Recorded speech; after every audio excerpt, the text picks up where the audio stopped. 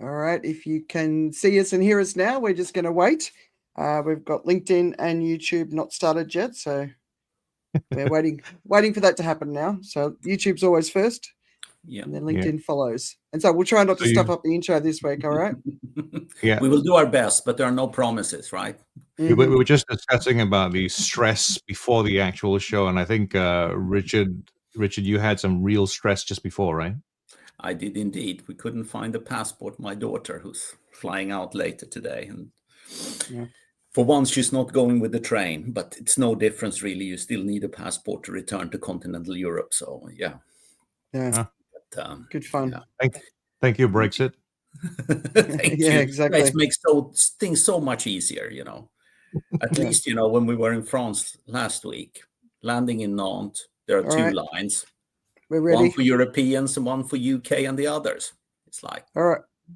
All right. You guys ready? All Never, right, but David. let's go ahead. Yeah.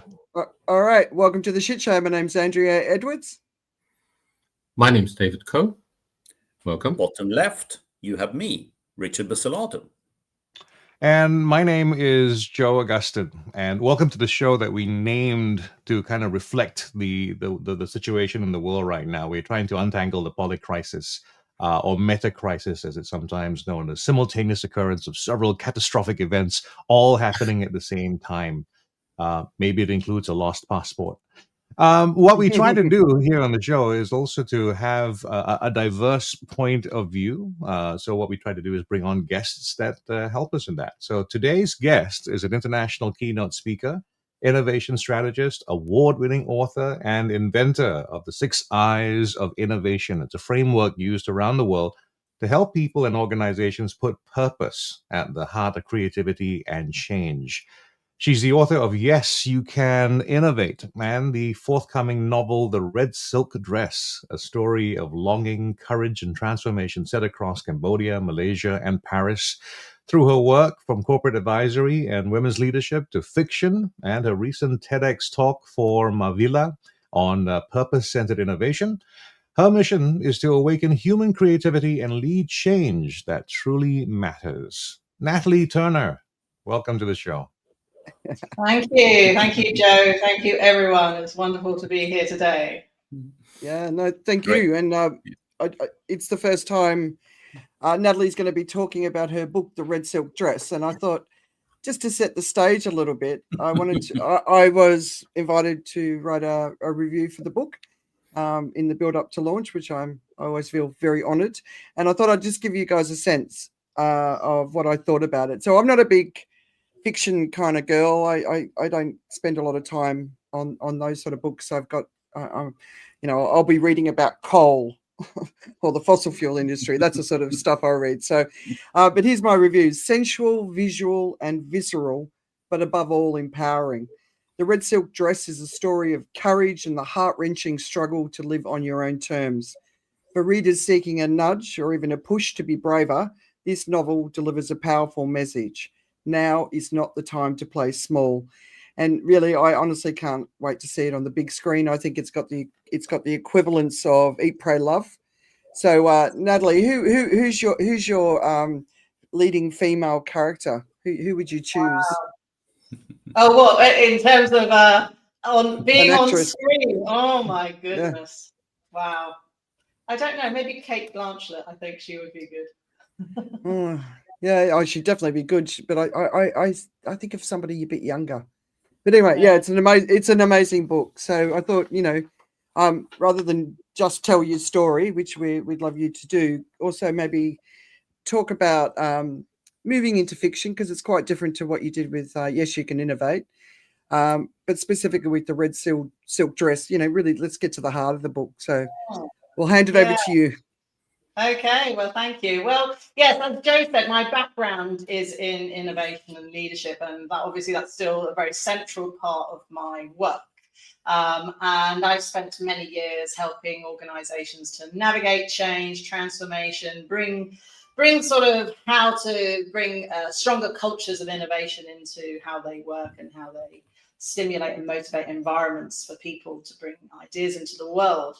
But Going back a number of years now, it was actually 2015. I went on a writer's retreat in Angkor Wat in Cambodia, and that really began the beginning of the book. So it's 10 years in the making, but really I would say 5 years ago, 2020, when I moved from Johor Bahru in southern Malaysia to Penang, I put a stake in the ground. I thought now is the time to really get writing. So it's taken me about 5 years now to write the book, and I was really interested in exploring transformation through a more human, intimate lens. And at the time, I think I was on my own journey of change, and I felt that there was something missing in my life. I'd always wanted to be a fiction writer since I was a little girl, and it was really a buried dream. And it was in that retreat that Claudette,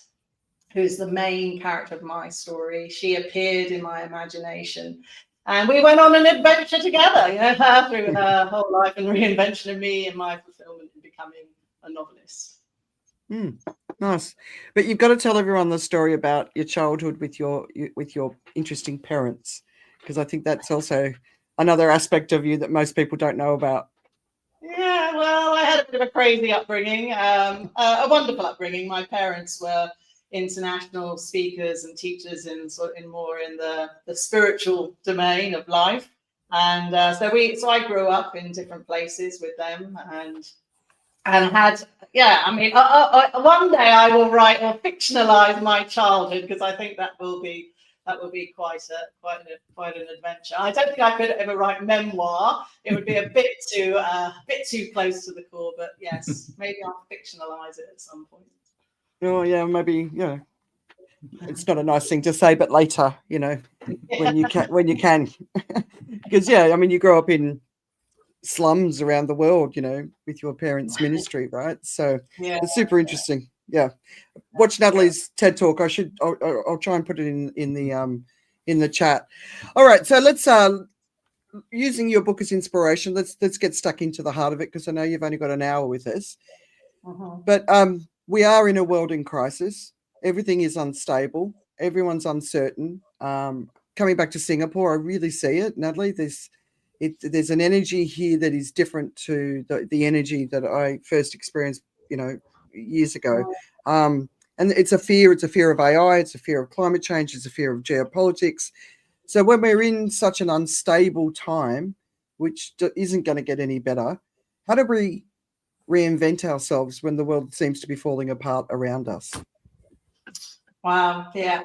Well, I think, reinvention for me isn't about becoming something new. I think it is, in a way, about remembering who we were before we even started performing. And while I've spent many years helping organizations to innovate, I think the transfer innovation, if you like, the personal side of innovation and transformation, it can be so much harder, because it demands an honesty, facing the gap between who we have become and who we are truly, inside ourselves. So I often talk about the red thread, that runs through our lives, that deeper current of purpose that might have been buried within the busyness of life, and obviously now the chaos of life and everything moving and shaking around us. But I think when we reconnect to it, it becomes both our silk and our stone, our softness and our strength. And for me, that thread has always, actually, whether it's fiction or non-fiction or speaking or working in the field of business and leadership, it's always about inspiring courage. That's always been my red thread, even as a little girl, as a preacher on the streets at the age of 9. It was always wake up, wake up, and let's live on purpose and help people to stand steady, strong, and tall while the world is shaking around them. And I think, within my book, Claudette, on her journey, she discovers that same truth, that crisis actually can be a catalyst, and the ground has to shake before, anything can shift. And I wondered, Andrea, can I read a little excerpt from the book? Oh, yeah. Absolutely. Yeah, just I'm sorry, I meant to ask you to do that. Sorry. No, that's okay. But I'd love to bring people into her world, because I think that it'll tell its own story. But let me just give you a little bit of the backstory. So the novel explores the story of Claudette. She's a French expat woman. She's beautiful, she's accomplished, but she's deeply unfulfilled. And in the eyes of society, she's got it all. You know, she's got wealth, family, status, comfort, but she's very disconnected from herself and who she really is. And she meets a younger Cambodian man. His name is Som, and something long buried awakens within her, and she begins a journey that challenges every assumption that she has about love, about identity and freedom. So I want to share this short passage that captures the moment before everything begins to change for Claudette, where she's really caught between fear and longing. Miss Claudette, what a pleasure to hear from you. I'd be delighted to take you to the temples. I suggest an early start. Tomorrow morning, I'll pick you up at 5:30. Som. She sat on the edge of the four-poster bed and placed her mobile phone on the wooden side table inlaid with green leather. Som had replied almost instantly, transforming her initial enthusiasm into a tight knot of anxious pressure. Wrestling with her decision, the courage she felt moments before seeped through the cracks in her resolve in search of adventure elsewhere. She stood to regain control of her errant emotions, smoothed her dress over her thighs and walked towards the window. Heavy cream and golden curtains framed a mottled red and orange sky, casting a warm glow into her bedroom. Dusk was falling. Children splashed in the pool, and a woman, likely their mother, called out to beckon them inside. I should have gone home with my lovely children. Why did I contact him? What if something happens while I'm alone? What would Andrew say? Dread whispered fearful questions, tightening the knot of anxiety within her further. Yes, she wanted to go to the temples, but she didn't even know the man. She'd been rash, she'd been impulsive. She should stay at the hotel and recover. Walking back to the dressing table, she switched on the lamp and picked up her phone. She looked at it, then put it back down. She picked it up again, and with a trembling finger typed a message. Dear Som, I apologize, but I'm not feeling very well. I won't be able to go to the temples with you tomorrow. Claudette. Better safe than sorry. She pressed send. As she exhaled deeply, the disappearing message swept away her anxious stream of thoughts, and relief washed over her. There could always be another visit. And I think that this moment always strikes me because it captures that tension that so many of us feel when we are standing on the edge of change. You know, we have that pull of desire and the weight of fear. And I think that's where reinvention starts. You know, it's in that fragile space between the two. Yeah. And then obviously reading her story before that and understanding her situation, you know, it's like, go on, say yes, say yes. Yeah, well, that's what you want the reader to be saying, don't you? You want to be you want people to be cheering her on, yeah. And yeah, exactly. But also understanding, you know, she's about to rip everything apart. Yeah. So it's based on one woman's story. So what do you think the red silk dress teaches us about courage and adaptation? Yeah, well, I think, you know, whilst it is one woman's story and it is quite a personal, intimate journey, deeply written in the third person point of view, in her mind, you know, you really get into her life and into her thinking, her feelings. But I do think it does mirror something that is quite universal. I think courage, you know, when you know, it rarely looks heroic in the moment, and it often can be quiet. It can be saying no when you've been conditioned to please, or yes when you're afraid. I think, you know, that women have long been experts at this adaptation. You know, it's how we've survived. But real courage, I think, begins when we move from adaptation to agency. You know, when we start to step into our power. And when we stop trying to adjust to systems that are diminishing us and we start to create new ones. And it's really interesting because, but unbeknownst to me, I don't think as a writer, you go out thinking, I'm going to write this book with all these grand themes, of courage and transformation and everything else. But when you finish it and you read back and you start to see those underlying themes, it's not just about self-improvement or self-discovery. And the book and the themes of the book, I think, help to reveal that we transform as individuals so that we can have impact in the world around us. It's not just for our own personal development. It's so that we can be freer to impact the world, and hopefully in a positive way in whatever domain of life we feel called to have an influence. And that's what I'm hoping, I suppose, that the book will resonate with readers and give them that nudge, as you say. Mm. Yeah, no, it's layered, the book. Like, you could read it as a great yarn, or you could take that deeper message away. And I think that'll be interesting to see how your audience responds, because I think it offers every possible layer, however far you're willing to take the message, right? Okay, so creativity is another big side of your message as well. So how does it help us as well through periods of uncertainty, and obviously that can be artistic, creativity, but leadership, daily life. Thoughts on creativity? It's a very deep domain in itself, and I think that creativity can help us metabolize uncertainty in a way. It's whether we're writing, whether we're leading, whether we're having difficult conversations, we're always practicing faith in the unseen. And it's interesting, obviously, being brought up by faith healers and that whole essence of faith. That's that essence of what you cannot see, but you walk and you move towards it in the belief and in the hope, in the anticipation that what you're going to create will come to life.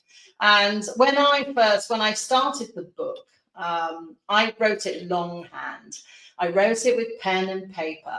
I wanted to be slow enough to stop and listen. And it's interesting, actually, there's a great TED talk about the connection between the pen or the handwriting and the brain and creativity, which I think a lot of us have lost because we just type, or we now speak into, dictate our words. But I used to read back passages, and later I would think, did I really write that? It's like the imagination, and this is what I think is something very special still, even in this world of artificial intelligence. Our imagination, our unique experiences of life, the things that we have observed or gone through personally, is just this well of creativity that we can draw from in order to bring out new things into the world. And I think that creativity is an act of surrender.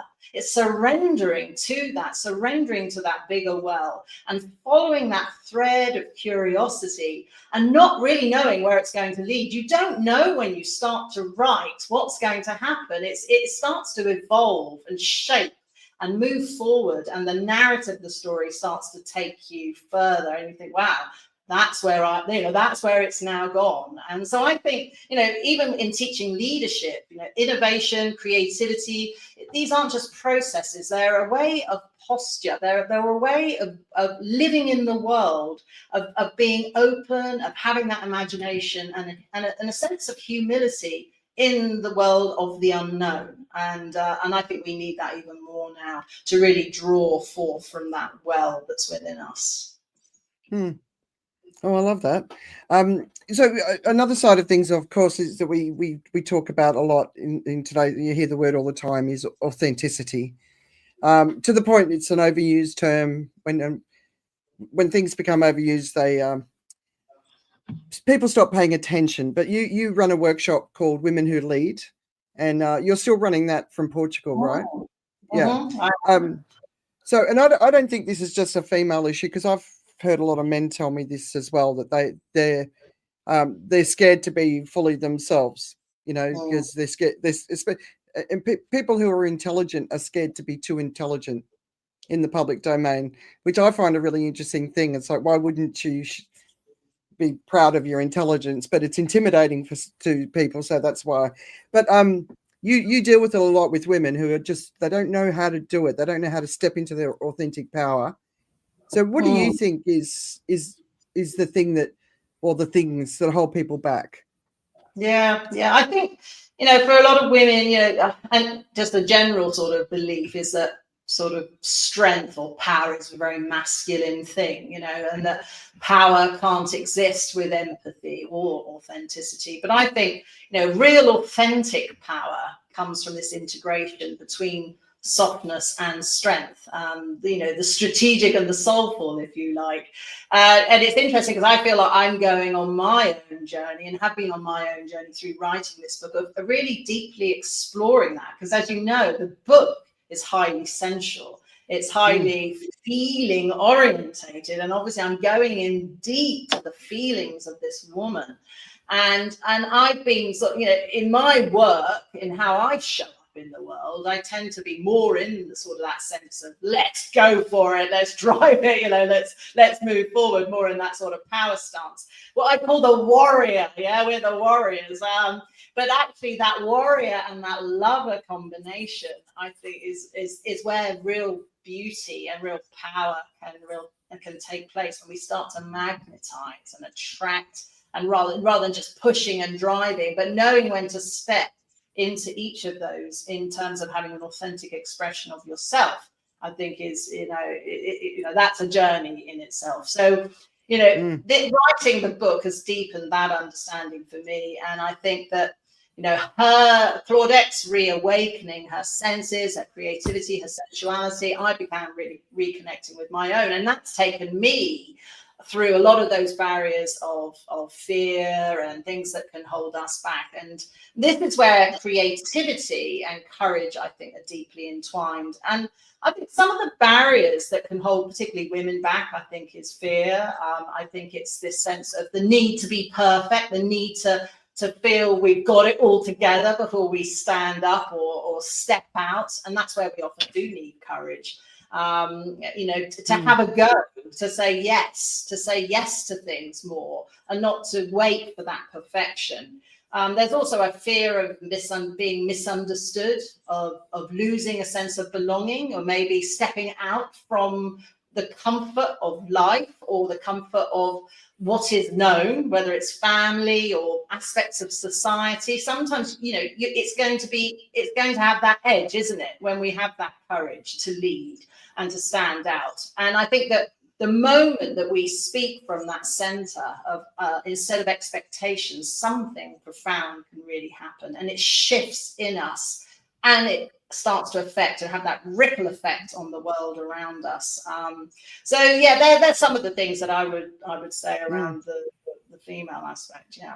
Have you got an example of someone you've worked with, obviously speaking anonymously, where you felt that they were being held back by societal expectations, cultural upbringing, whatever, whatever, sexual repression? There's so many things, right? Where they flipped it around and sort of fully stepped into themselves. Could you think of an example beyond Claudette that really, because I know you're naturally that person, and it's why we resonated, right? But can you think of one? Because we both come across those women all the time, right?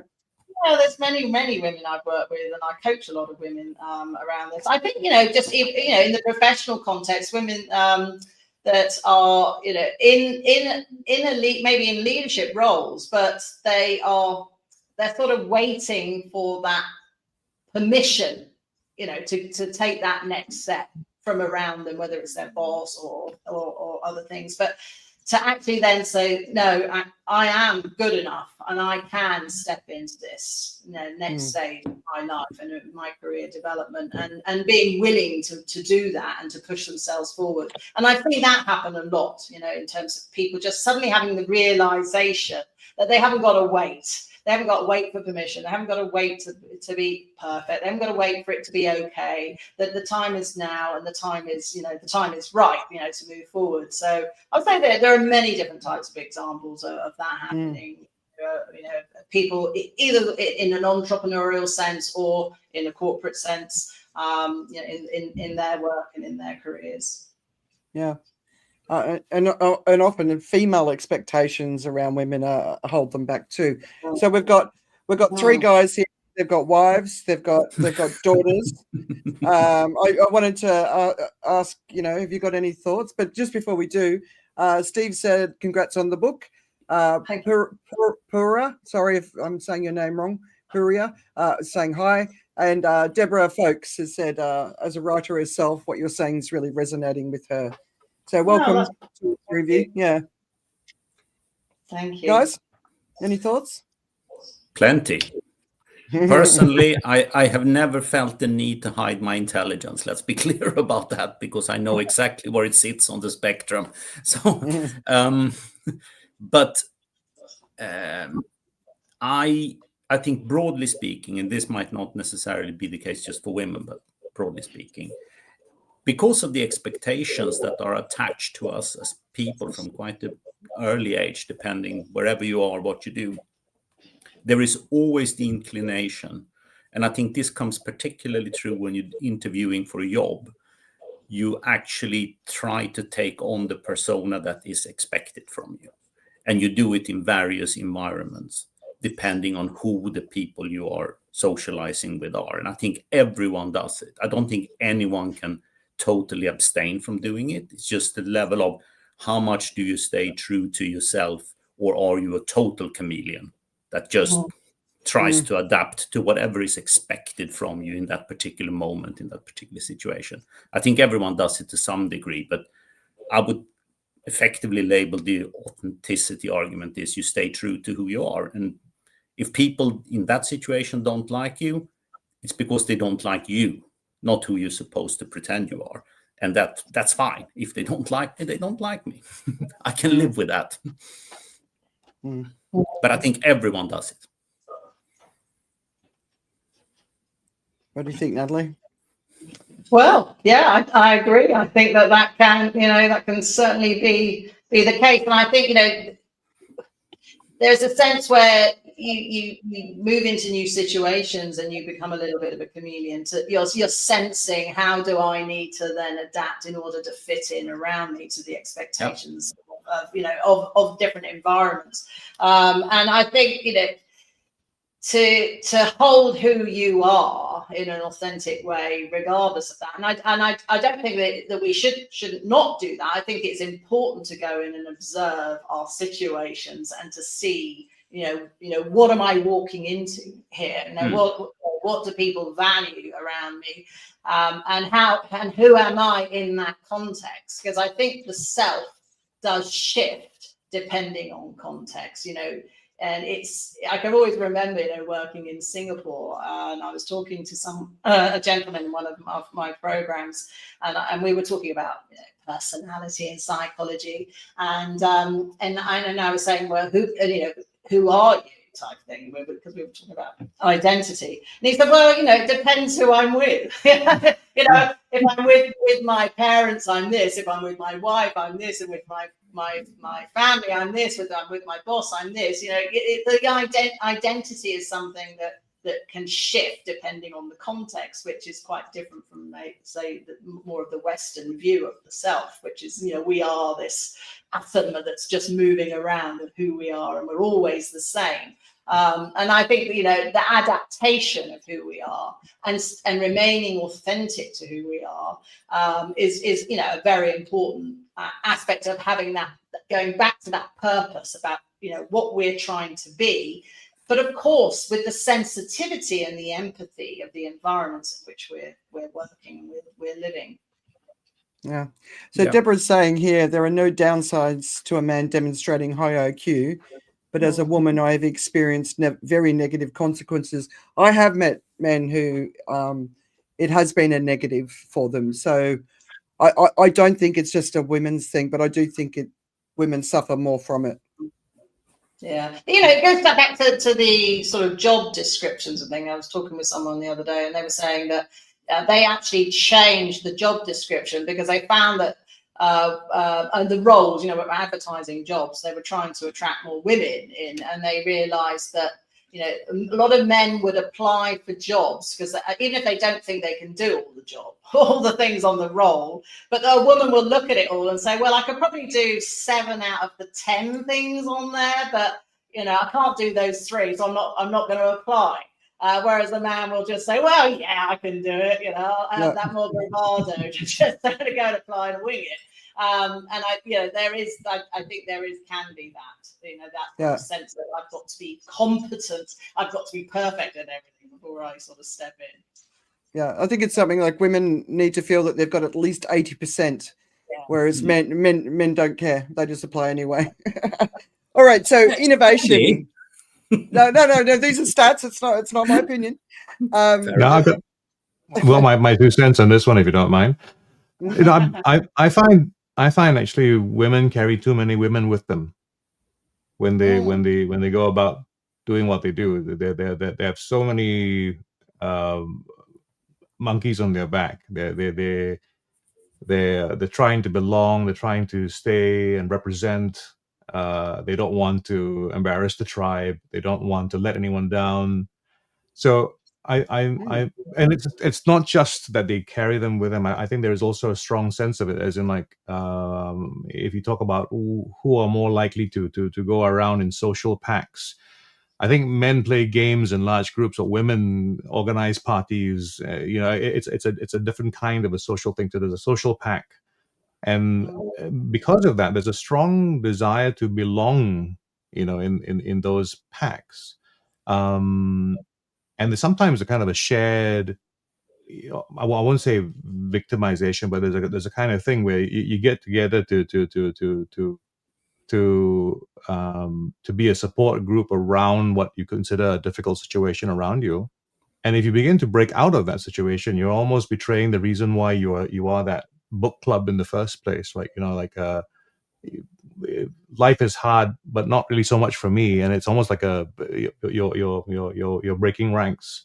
So I've always said that actually women's in corporate life, many times I've seen women be the worst enemies of women. Actually, they're all we're probably in different environments as well. When we talk about when we're amongst speakers and thought leaders, that environment is so supportive. Everyone's really pushing forward and very happy for everyone else's success.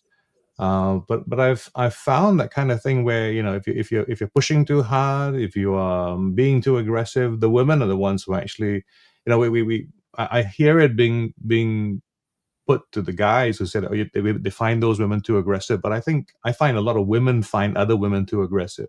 They find women temper other women. Yeah, I think that's a really interesting reflection, and also shows the importance that women's roles are, you know, in family, mothers in particular, friends. You know, I think of my mother relationship, because my mother was she was a pioneer, you know, so she had that attitude of go, have a go, try it, do it, you know. And so I always grew up with that sense of, you know, don't be scared to be different. Don't be scared to break away from the crowd. But I think if you've got either a mother or sisters or friends that sort of, you know, don't want you to be different, they want you to be the same as them, or they're holding you back in some way. So it becomes then very hard, because you're going to have to break away in some respects to have courage. Whatever it might be that you're breaking away from, to step away from, to say this, I've got to do something different in order for my life to have a bigger meaning, a bigger impact. And that can be, you know, create huge tension and huge dilemma in particular women. Yeah, and the courage to leave people behind, right? Yeah, totally. Well, totally get it. And Joe, I totally hear you, but like, it's not all women, right? Oh yeah, no. I know. Yeah. That's why I meet a lot of women who go. They can't see that perspective because they're not like that, right? but they also don't. At the same time, that there is also that, right? So that's the thing. We seldom can see what is a deficiency elsewhere because we don't feel that way. So when I was in Australia, despite everyone saying in my circles, they're saying that, oh, there's racism, and I really couldn't agree. I really couldn't sense it because for whatever reasons, I didn't feel that was the case. Now I look back objectively, I can go like, oh yeah, okay, I can see it, but it wasn't something that was apparent to me because I had a different set of glasses on. Yeah, exactly. All right, so let's move on to innovation. So that's obviously one of your areas of expertise. And usually when we hear about innovation, it's always technology's at the center of it, and obviously AI is in the mix of that conversation now. So how do we reframe it and put people and purpose in the center of that message rather than the tech? Yeah, absolutely, and very much so now. And I'm really proud actually that, I mean, I created the 6 Eyes of Innovation back in 2009, and it's got purpose right in the center of it. And back then we weren't even really talking about purpose so much as what we are these days. But I call it a purpose-centered approach to innovation. So for those of you listening who don't know the 6 Eyes, it's a model which has six different distinct phases of the journey that opportunities and ideas travel through. So we have identify, ignite, investigate, invest, implement, improve, and in the center of the model is purpose, linked with 2 triangles of culture and process. And so the philosophy is, if we're going to build more people and purpose-centered approaches, we need to create the processes, the systems, and the cultural environments that stimulate not just creativity with Ignite, but commitment with implementation, for example. So we've got these different phases of journeys of where ideas are traveling and what they need in order to move them forward closer to actually becoming realized in the world. And so I think that when we start to think more broadly as innovation as a people-centered approach to change, to transformation, it's, it isn't just how we do things, but why are we doing them? Not all innovation is good, actually. And so, why? What is the deeper reason, the deeper purpose that is driving that change or that new idea that you want to work on? And for whom? For whom are you innovating? And what's the larger impact of what you want to create? And is it going to make life more humane, more connected, more meaningful? Is it going to have a positive impact on people and on planet? And these are difficult questions. They're not easily answered. It's something I think you have to grapple with quite deeply. And I spoke in TEDx in Marvilla in Lisbon earlier this year in March. That's what I focused my whole 10 minutes. I spent 3 months of my life practicing for all that 10 minutes on that stage. In a sense, our technological evolution has outpaced our psychological evolution, and we can't keep up. It's like it's going so fast, and our brain and our ability to actually deal with the complexity that technology is now giving is sort of out of kilter, and that makes things very, very difficult. It's all about, if we can start to really go back to purpose and start to think about how can we invest in organizations that are really grappling with these issues and trying to have a positive impact on the world. I talk about a company called Not Plastic in my TEDx, and how they were grappling with how can they reduce plastic waste in the oceans in particular. But really looking at what's driving behind it, and is it going to have a positive impact on people and planet? And that's why it's at the center of the 6 Eyes of Innovation. Purpose sits there, because efficiency without meaning, or profitability without meaning, or productivity without meaning, or creativity without meaning is empty. So innovation at its best is when people are flourishing, when good things are happening, that we're really using our intelligence, our skills, our gifts to really impact the world in a positive way. And man, do we need that now. We really need that. And that's why we need courage, because I think a lot of people are good people, and if the good people stood up more and did more, then we would have a powerful effect collectively. If we don't, exactly. Standing back and sort of hoping that things might change. Yeah, I mean, you see it with the tech bros, right?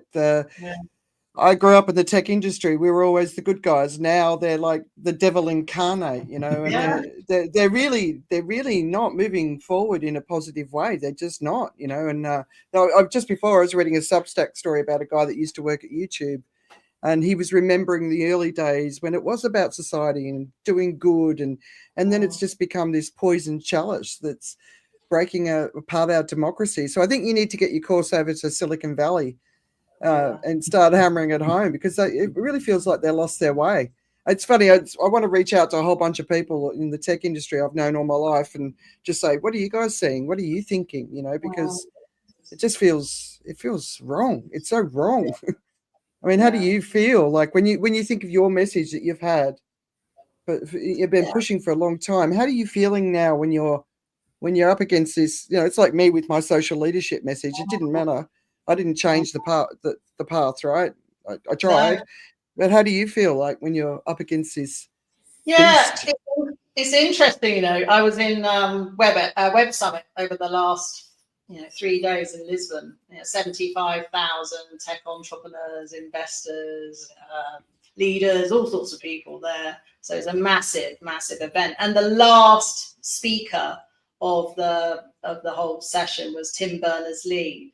And he was obviously talking about where we are now and what he was saying, what we need is like this reset, a reset of the internet, and how, what he's now trying to pioneer, actually, which I think was very hopeful, in that sense, saying, that him and the organizations that he's in now are really trying to pioneer new ways that will help reclaim digital sovereignty of the individual and the empowerment of the individual away from the big platforms, which obviously have taken all our data, and who knows what's really going on. So it's a sort of a scary time, and I think it's also a very, because I'm an optimist, I have to view the world with optimism. I have to go into it thinking that things can change, that we have powerful agency as humans to affect and to shape what we are creating right now. But of course, there are massive influences that are not that positive, and that's why. And it was interesting right at the very end. The guy that was with him, with Tim Berners-Lee on the stage, he basically just put his hand out into the audience, and he said, "You are it. Don't just look to us. You have to take this. You are tech engineers. You're working in this whole space. What you're designing, how you're designing it. You've got to have that strong moral value-led approach to design." And be thinking about the impact, the human impact, the societal impact, the sustainability impact of what you create. And don't just sort of go on this race to dominate and have dominance without really thinking about these things. And everyone just started to applaud. I mean, it was very, very moving, because these are people that really pioneered the whole of the internet. And now they're sort of saying, and it was lovely to hear the humility, the grace, and that sense of strong inner values that are still driving people like them. And hopefully they are going to have a bigger macro impact because of their influence and their power in the world. But for the rest of us that are doing things, that are grabbing with these things, we have to do that too. We have to. We can't sit back and just wait for things to unfold and be thrown at us. So that's how I feel. A bit of a mix. And for those, Tim Berners-Lee, right? It was Tim, right? I actually worked with him once, many, many years ago. He is an amazing guy, but he's basically the guy that's credited with founding the World Wide Web. So for those who don't know or don't remember or are too young, that's where it comes from. So I suppose it kind of almost leads into the question of what should give you as well as us, or what should give us as well as you hope. Well, optimism does help, but it's also commitment. I think we have to feel committed, and have to have that sense of confidence and assurance that we can evolve into a better state. And it's not just a predetermined outcome of going down this sort of tube into despair, and I think that we have to continue to keep choosing, to keep creating, even when the world feels chaotic, when it's moving beneath our feet. And it was I think what was really interesting as well in Web Summit over the last few days was I sort of prompt myself, because it's so overwhelming being in that space with all these thousands of people and this cacophony of noise. I prompted myself down in the marketing stage, because it has like its own little space away from all the other noise. And there were so many really good speakers that were talking about, in a sense, the rise of the human.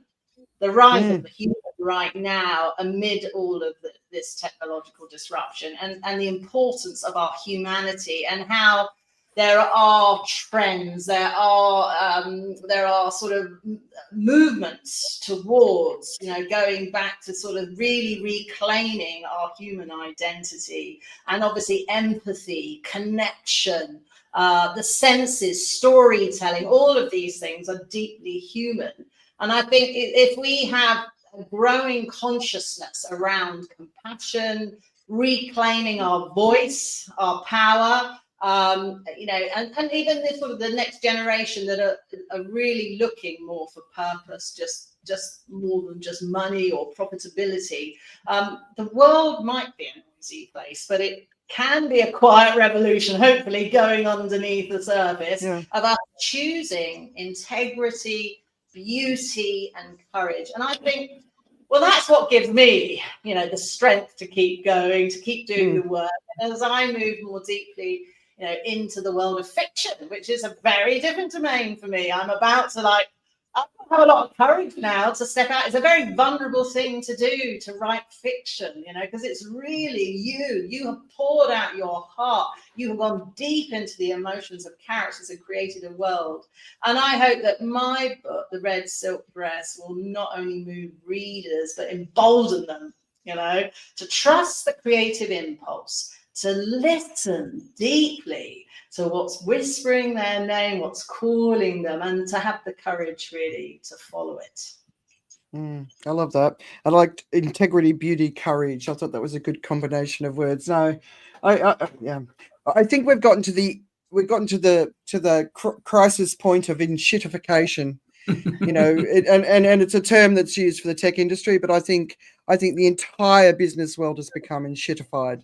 And and that it's not just how they serve their customers, it's also how they pollute Earth, and so I think that human movement, I totally agree, but it's people feeling empowered enough and angry enough and passionate enough to really start stepping up. And then I think until I see that mass movement of people responding, that's why I, when people say, give me hope, Andrea, I'm like, hope without action is just a dream. Absolutely. So it's the action, until it's operating at a scale that I know is commensurate with the crisis, then it's just, so, but I'm with you. I'm totally with you. But before we wrap up, guys, David, you've been quiet. Any thoughts from anyone? Plenty. Yeah. I mean, congratulations first of all on the book. I mean, it's amazing to go there, and I think it's a fantastic read. It's a great time for everybody thinking about getting a present for someone. I imagine it would be a brilliant thing to do. I hear all this, and I come from a family of three sisters. I've got kind of obviously my mum and daughters and things, and I'm listening a bit to kind of what Joe's saying and other things. I'm not sure that they carry more of their own baggage and stuff around with them. I've got a very amazing wife, so maybe that's why.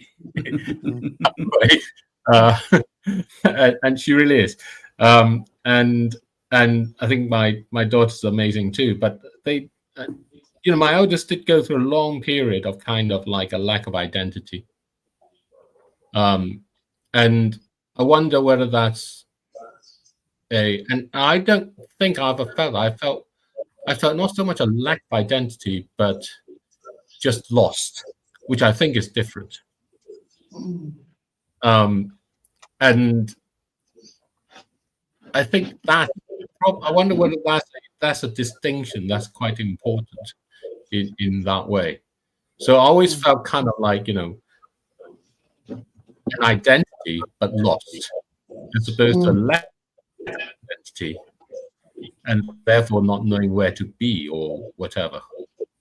And what helped her to regain that? What, in terms of, moving in? She said she was that. Has she moved out of that now? Has she found herself in that sense? I think so. Yeah. I think so. I mean, there's obviously, and it was a long and very difficult journey in that way, and I think having something to be able to. I think there's no one answer to it. I don't think it's possible to say it was that, or it was this, or it was, something in that sense. So it's almost like there's a kind of an innovation of ourselves. There is, yeah. Think of kind of what you were talking about, your, the innovation steps, and in a way. Yeah. And it's sorry. Go ahead. No, I was just going to say, when we think of storytelling and we think of the inciting incident, as it's called in the story, it's that moment of the catalyst of change that sends the character off on their journey, and it's going to go up and down and up and down. And in a sense, the power of story is the character coming back to themselves, but they're not going to go back to what they were before. They're always going to be going on and up to whatever, unless it's a tragedy or something, going on to that next phase. And I think a lot of it is about feeling lost in good storytelling. It's the disconnection that the character has with themselves, that things are not going well. There's something amiss.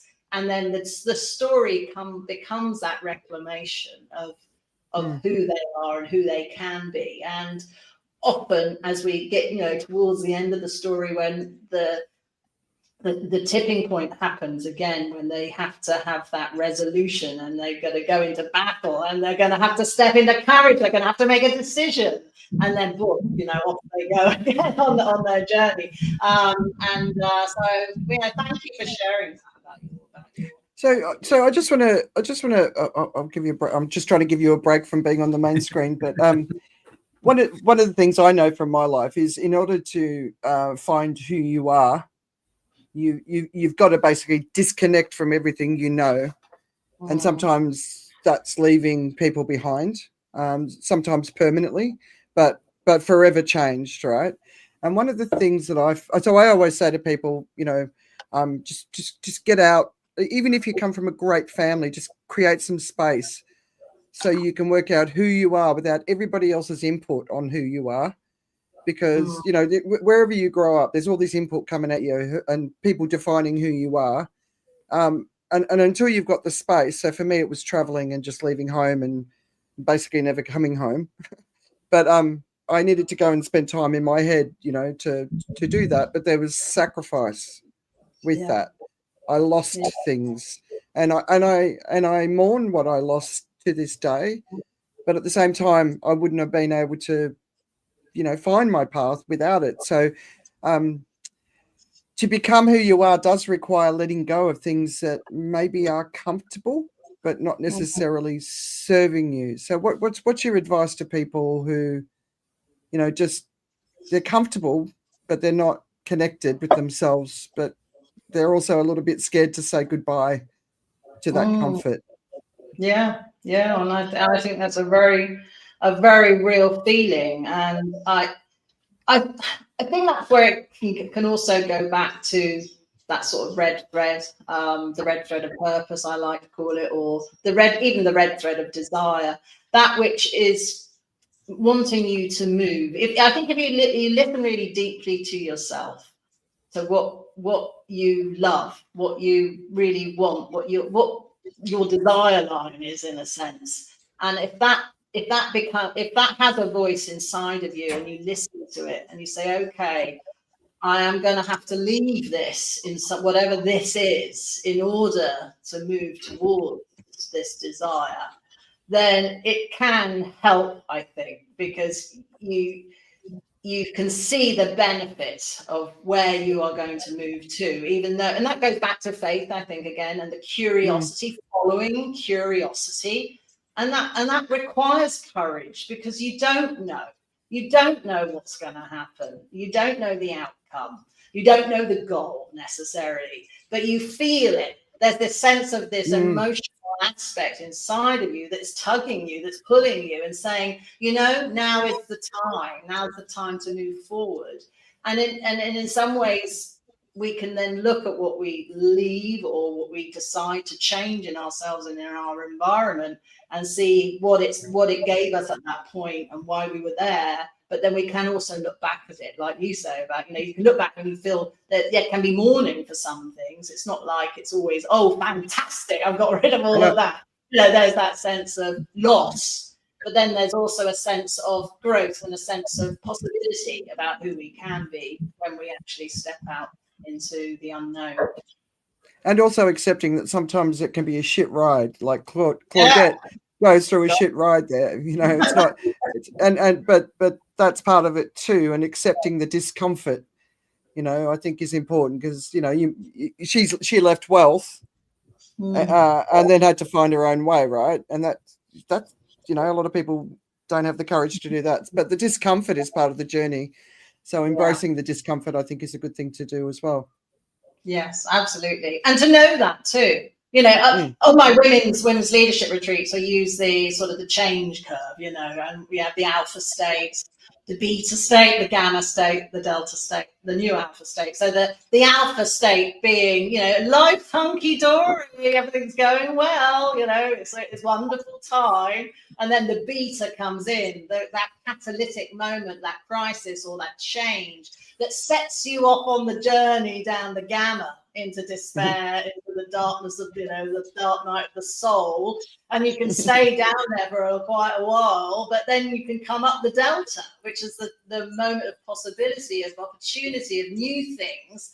And then you're always going to be in the new alpha, not in the old alpha. You're going to be in that level of difference, of change above, when you look back to the old alpha, you go, wow, that's where I was, and this is who I am and where I am now on this other plateau. And of course, the next beta will happen. And they're happening faster and faster now because of the state of change. We're all characters, aren't we? We're all characters in stories of our lives, and we all have choices and agency and power to determine our own path within that.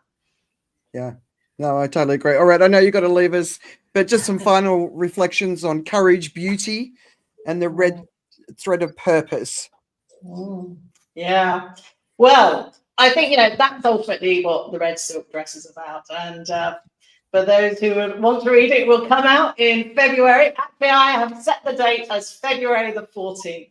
Because it's a love story to yourself. It's a love story to yourself. And I think whether you're leading teams, whether you're raising families, whether you're, rebuilding yourself, or you're in crisis, whatever, it's always about going back and remembering who we are before fear, before expectations, before all the noise of the world around us, and finding courage.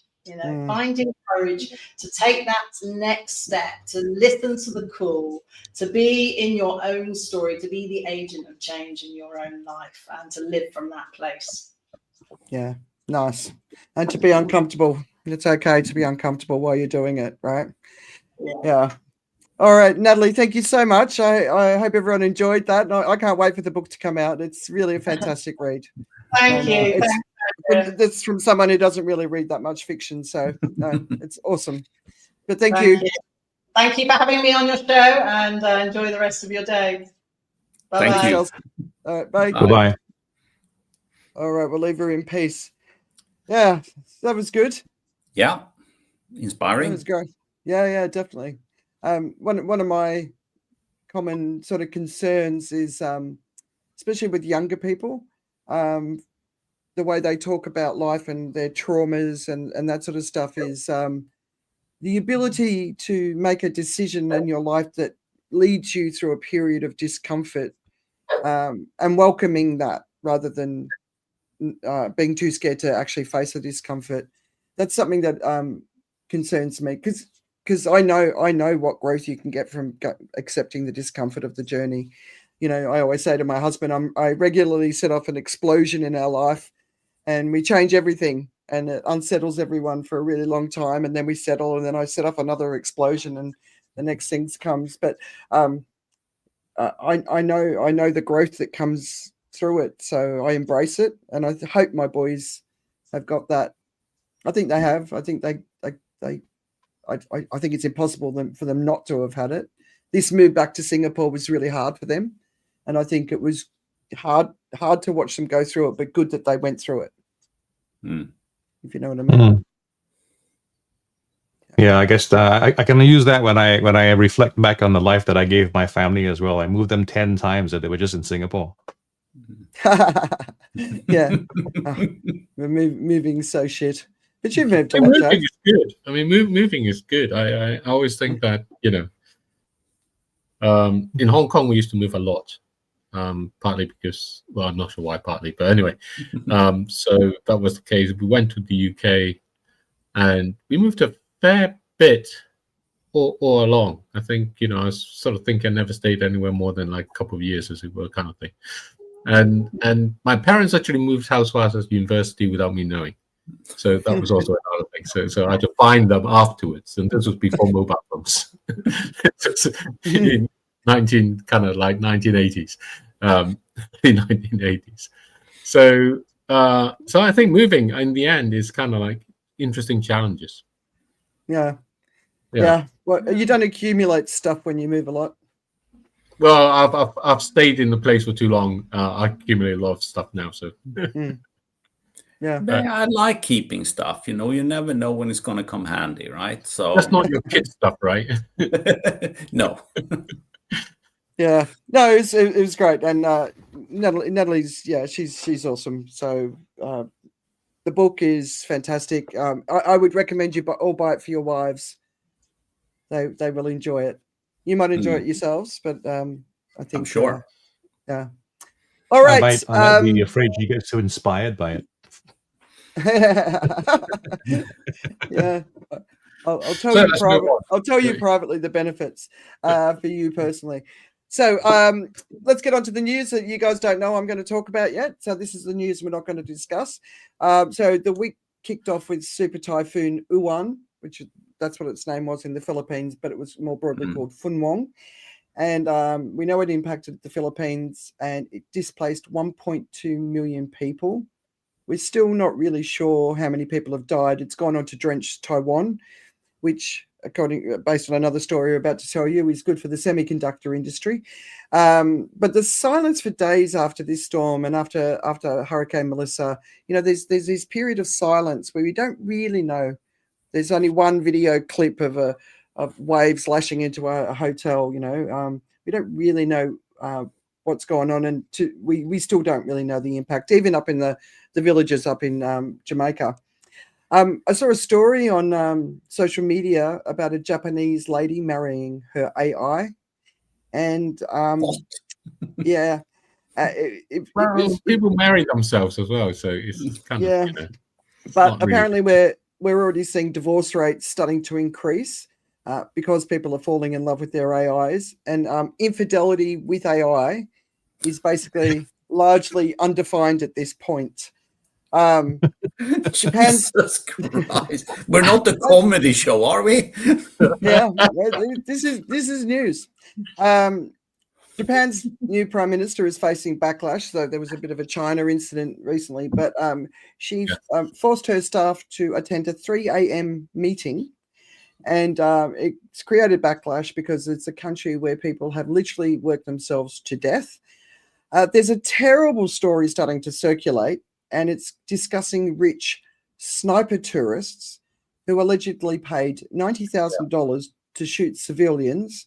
And if it was children, they paid even more during human safari trips to Sarajevo during the war in the 90s. So Italy's hearing this case, but it actually involves multiple countries. So there are demons amongst us. Scientists are reporting that we are witnessing the beginning of the collapse of Antarctica, and Iceland is now on alert for the collapse of the AMOC, which they are citing as a national security concern, which it is. Younger women voters in the US are repulsed by MAGA, and this is all the exit polls from the last sort of week or two, but apparently not older women. And I wonder if this is part of the push to try and appeal the 19th Amendment, which gave women the right to vote. A fortune teller has been arrested in Australia over a $46 million scam. It's really interesting. I recommend reading that. And finally, sexism is alive and well, as the best man for the job, a woman, who was set to become the first woman in Naval Special Warfare Command to oversee the Navy SEALs, is no longer getting the job, literally because she's a woman. The men who have worked for her and worked with her are all outraged by this.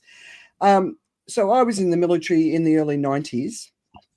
And when you listen to what the women in the military are saying now about what's happening, it really takes me back to that 80s, 90s sort of sexism, anti-female stuff that was going on. And, you know, you think of how much further we've moved since, and it's really a sign of how quickly things can go back.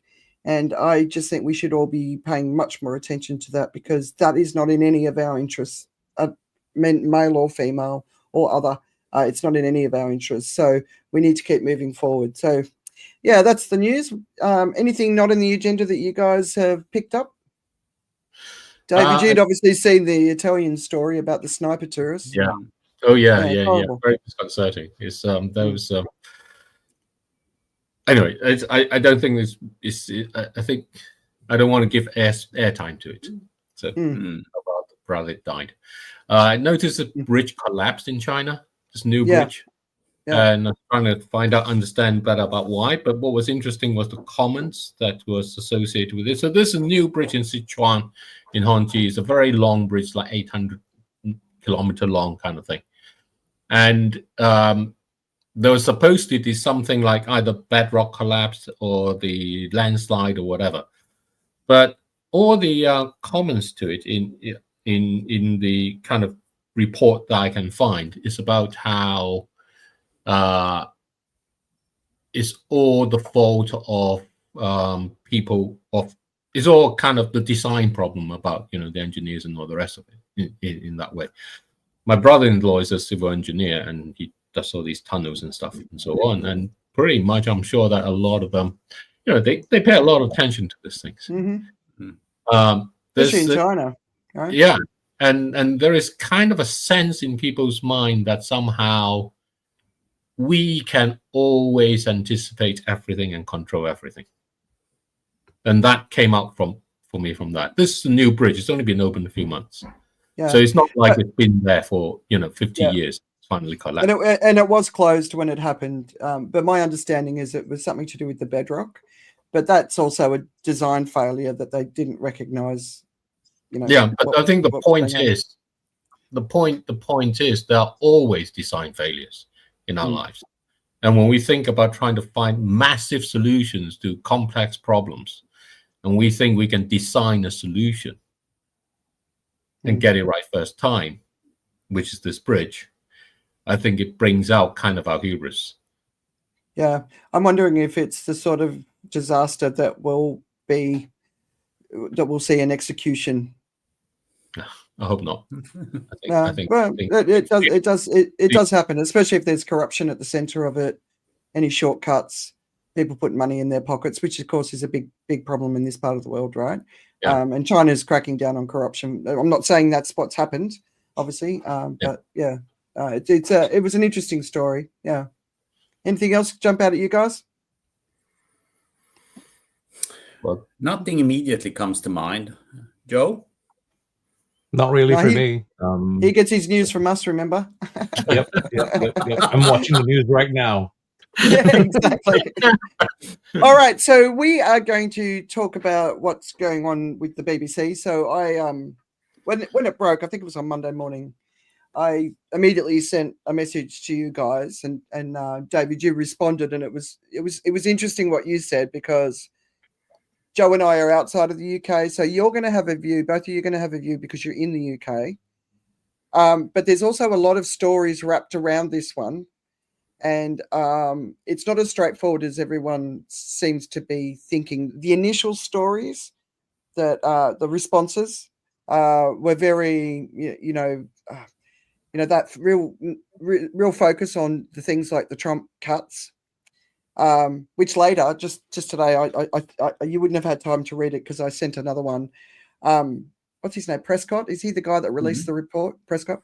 No, In that it's a leaked report, report, yeah. yeah, a leaked report, yeah. But in that report, he also toned down Trump's words. So he's done what he accused the BBC of doing. So anyway, that's just an aside. There's a lot to this story, and the reason I believe it requires attention is because there's a war on information. The right wing is winning the war.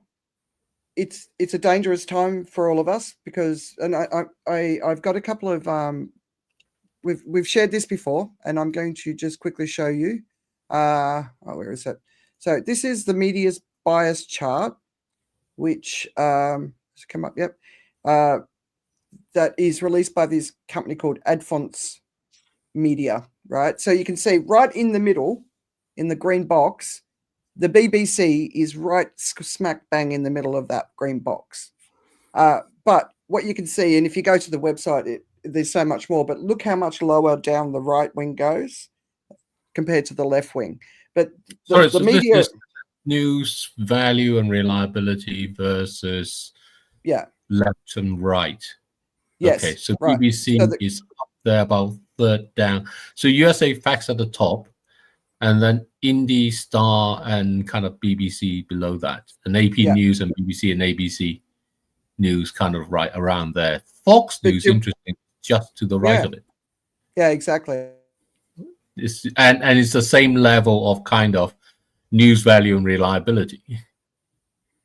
Yeah, where Fox was kind of a bit surprising, but the important thing is the ones in the green box are considered, and some people don't support these charts and the companies behind them. So the other one, which we've shared before, is the influence in the world of right wing versus left wing, and we've showed this before. This is a more recent version of it, and this is influences. The dominant message, the dominant is right wing, right? And so we're living in a right wing world now, okay? And so that's central to the conversation. But I wanted to ask David and Richard, from your perspective, you will have had that's probably all everyone's talking about. So who wants to start? Actually, I'm not sure how much people are talking about that. I mean, not an awful lot. There are some, you can overhear it on the train, but it's not something that's central, to discussions as such. I do think it's very important for many reasons what's going on. I think it's virtually impossible to have unbiased media. BBC claims that they are unbiased, but over the years, when you have long shifts of governments, you had basically 14 years of Labour when I moved to this country, and that was followed by 15 years of Conservatives. You are going to appoint people that are more aligned with your line of thinking. So you are going to have this spectra of it being officially unpolitical, but that perforates through the whole apparatus of civil servants. To claim that civil servants are non-political is basically completely bogus. Because if you're in charge of the appointments, you are going to appoint people that are aligned with your thinking more so than people that are opposite to your thinking. So first of all, I think you need to accept that fact, and that effectively when you have general elections and regime change, you need to fire a lot of civil servants. I think that's just what you have to do, because otherwise you get implementation problems with your general politics. And I don't think BBC was any different. So that raises the next question. Should you have a fee or, publicly funded news organization that all of a sudden you have to accept is somewhat politically biased? Maybe not. In Italy, you have the opposite problem, that you're only allowed to transmit news through the state television. You're not actually allowed to run news channels if you're a private corporation, which we are allowing in the UK. I can see arguments for both, but I think you need to come to the acceptance that news cannot possibly be totally unbiased. That's my main thing about the whole BBC agenda. And people who are claiming the opposite either don't face the facts, or for other reasons, they don't want them to come to light. And then you have a general problem with news, which is that young people don't tend to watch it very much. And the people in charge are frightened of this because they're losing their audience, like any, television program. Losing audience is not great. So you are trying from the news room to make the whole program more appealing to a younger generation by basically making it more entertainment-like than factual reporting-like. And that's a huge problem. Because there is no money in actual investigative journalism. There is no money for it because people are not prepared really to pay for it. And when all those worlds collapse, you end up with a situation like the one BBC ended up with over Trump. David? Well, I think there are different levels of problems, but the fundamental core one, I think, for me, in some sense, is what's the BBC for? And I think it has lost its identity in that way. It's related to what Richard's talking about in terms of how it's been managed through technocrats, and how those technocrats have their kind of particular agendas through the political appointments and so on. It's lost that through the fact that the audience has changed along the way. But I think there's something much more fundamental at the heart of this, which is, if you talk of impartiality and the BBC, I would define that as the sense of kind of like a fairness, but a very specific sort of fairness, not just a general sort of fairness, but the kind of fairness of that's just not cricket kind of fairness. If you follow. That's great. Which is the Britishness of it. It's just not cricket. And it has lost that. And that's what people really look to it for, is the BBC, is the British Broadcasting Corporation. It's about playing fairly in that way. Can I ask you a question, David?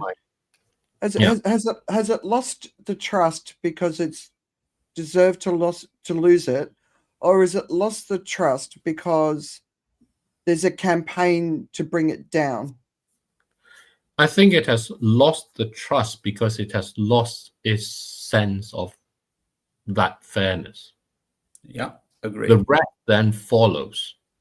When you lose that core, it's like Pilates and core strength.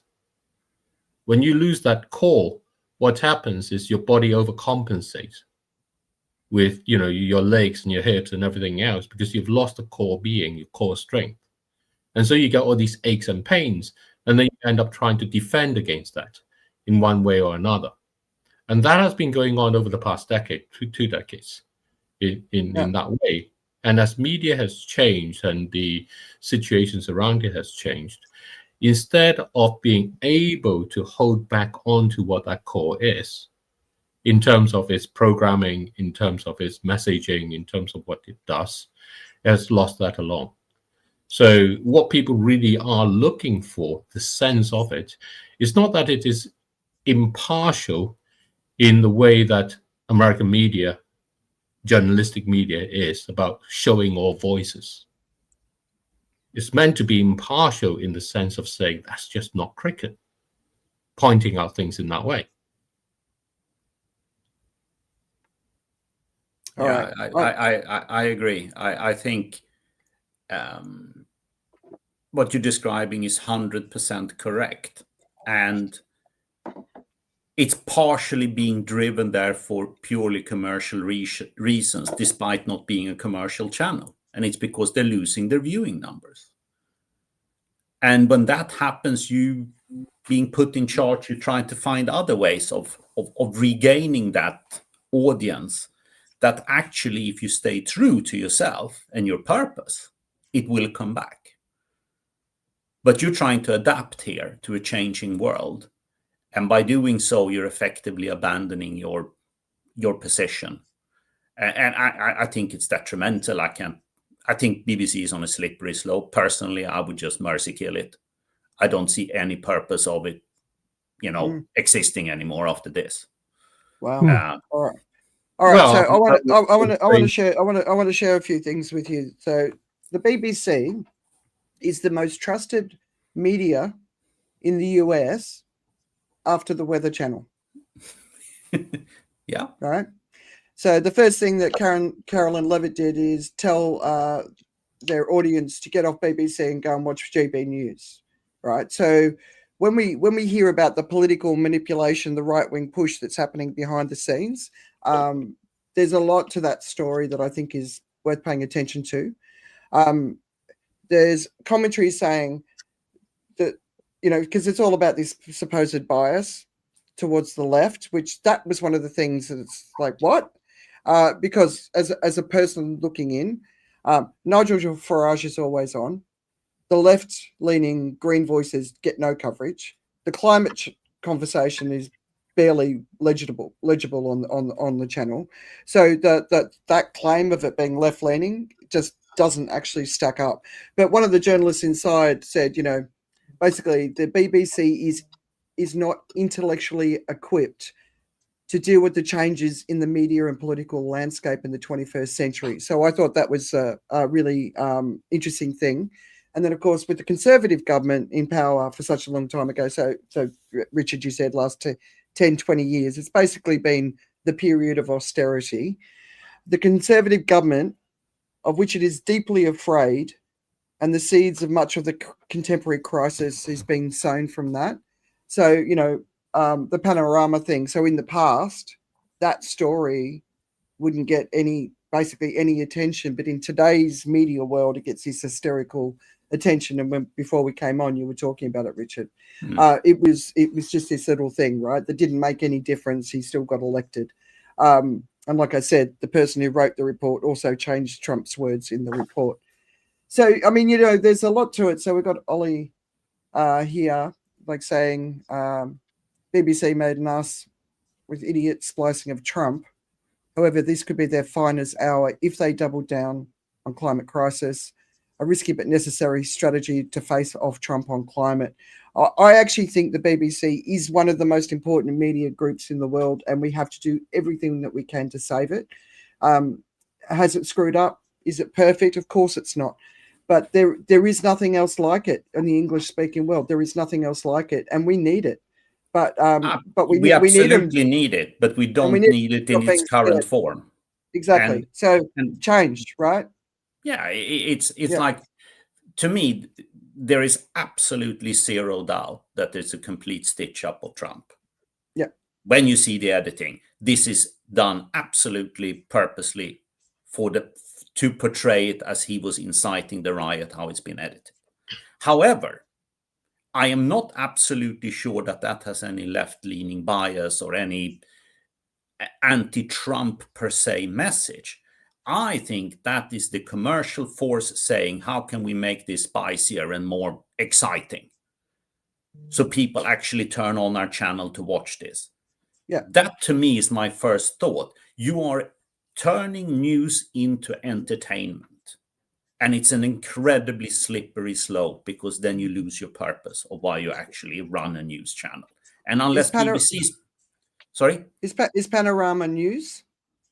Well, it's supposed to be investigative journalism. Investigative journalism. It was always sort of investigative journalism, and it's not the 9 o'clock news in that way, but it's meant to be that in-depth investigative journalism, except for the episode when it talked about the spaghetti crisis in Italy, where the harvest was down.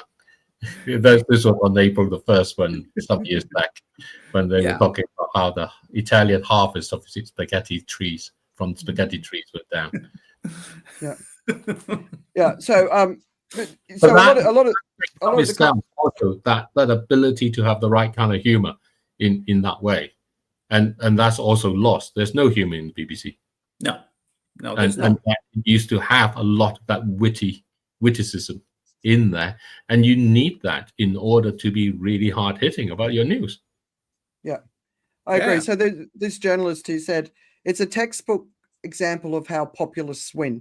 We have the ridiculous carnival of Donald Trump and Boris Johnson, of all people, admonishing the BBC for its lack of integrity.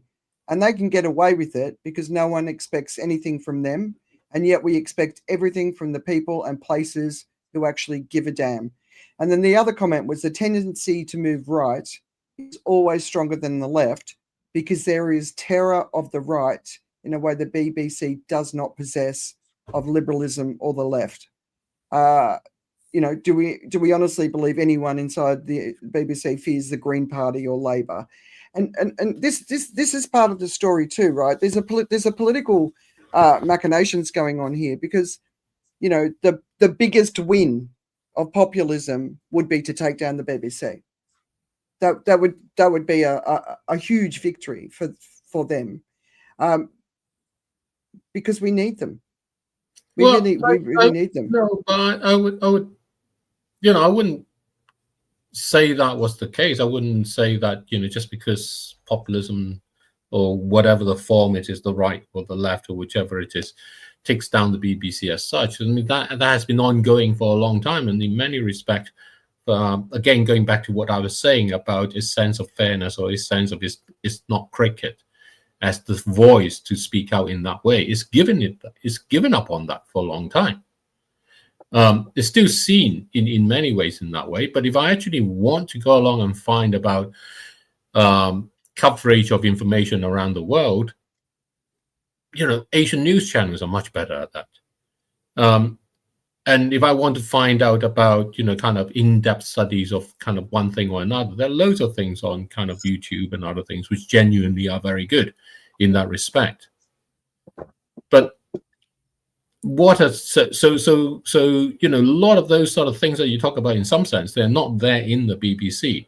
But what is meant to be there in the BBC is this sense of kind of that gravitas and authority, in a way that created the Commonwealth, that said, okay, what we will do instead is create a Commonwealth, and let's kind of bring that together, that unity in some sense, but guided by a sense of kind of fairness in business, in life, in politics, in economics, in all of those things, and calling it out when it's not.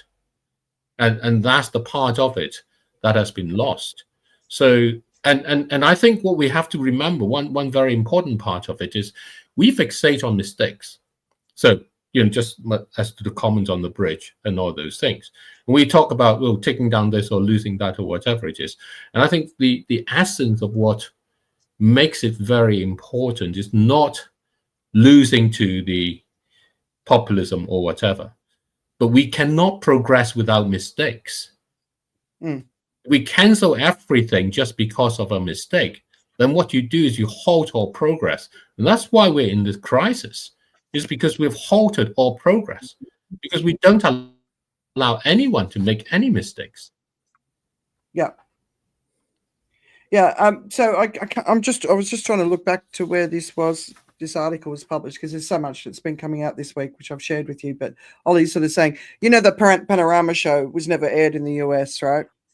And and we actually won't be able to watch it. But apparently the show was, overall, it was positive towards Trump. It was just this 12 seconds that's being sort of flagged. Sorry, I'll get you off, David. So an opportunity to make a big deal out of it. But basically one of the comments is saying, what's his name? Tim Davey. So he was constantly bowing down and accepting that there was this liberal bias within the BBC, and Turnus too, who was the head of news, and they were bending over backwards to reassure the populists, the transphobes, and the immigrant bashers. And their appeasement basically failed catastrophically, because it could never have exceeded. Nothing encourages a bully like allowing yourself to be bullied. The BBC, for all its flaws and mistakes and questionable hiring decisions, can never be that, which is why the right-wing populists seek to destroy it. It is the biggest prize in the information war.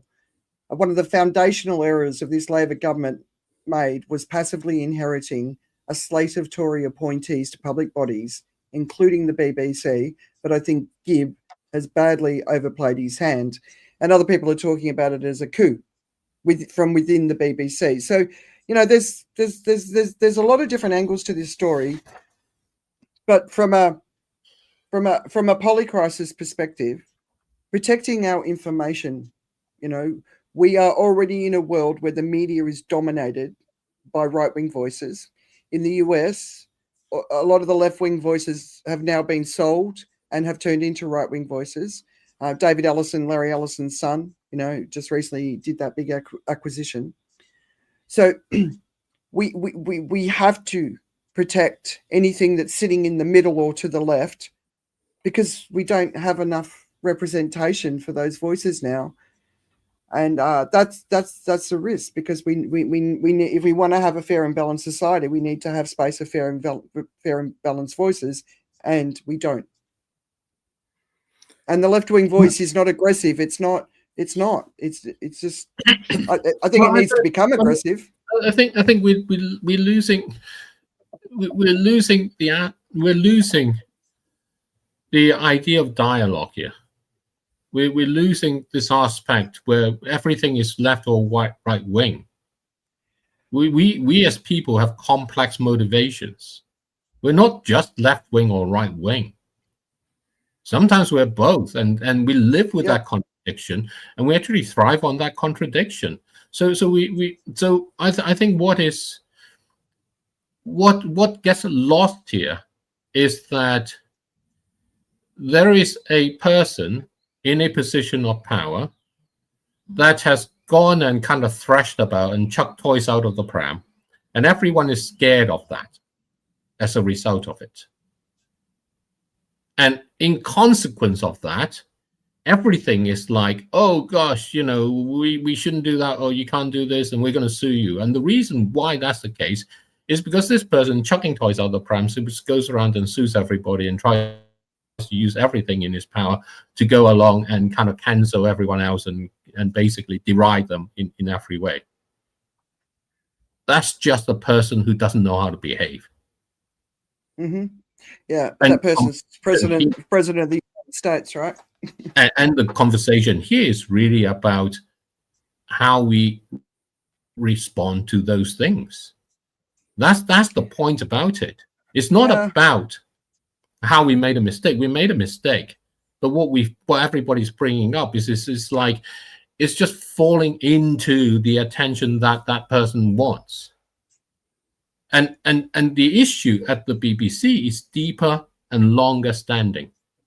It has been going on for a long while, as Richard was describing. Yeah. It is not this one incident in that way. It has lost a core. Yeah. It has lost for various reasons.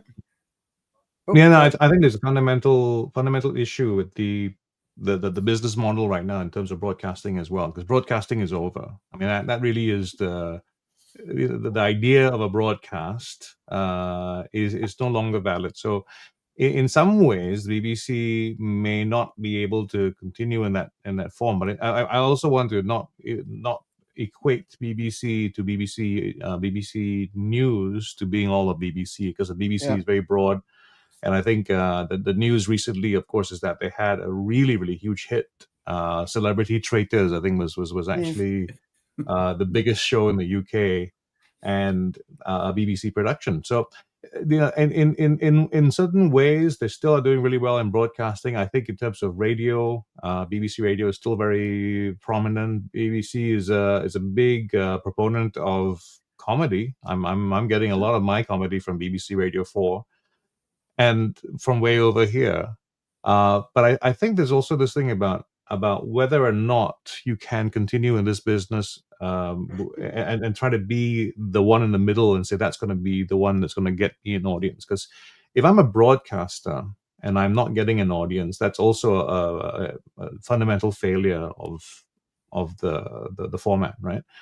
And can the BBC be centrist? Perhaps not exactly centrist. What it could do is have a balance of programs that are a bit more to the left and a bit more to the right, and try to make that into something that kind of works as a hybrid.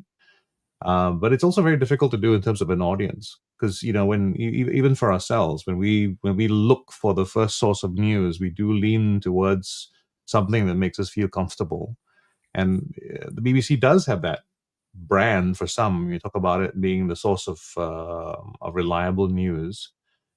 People don't listen to the news because they want to lean left or right. They want to look for that reliable source of news.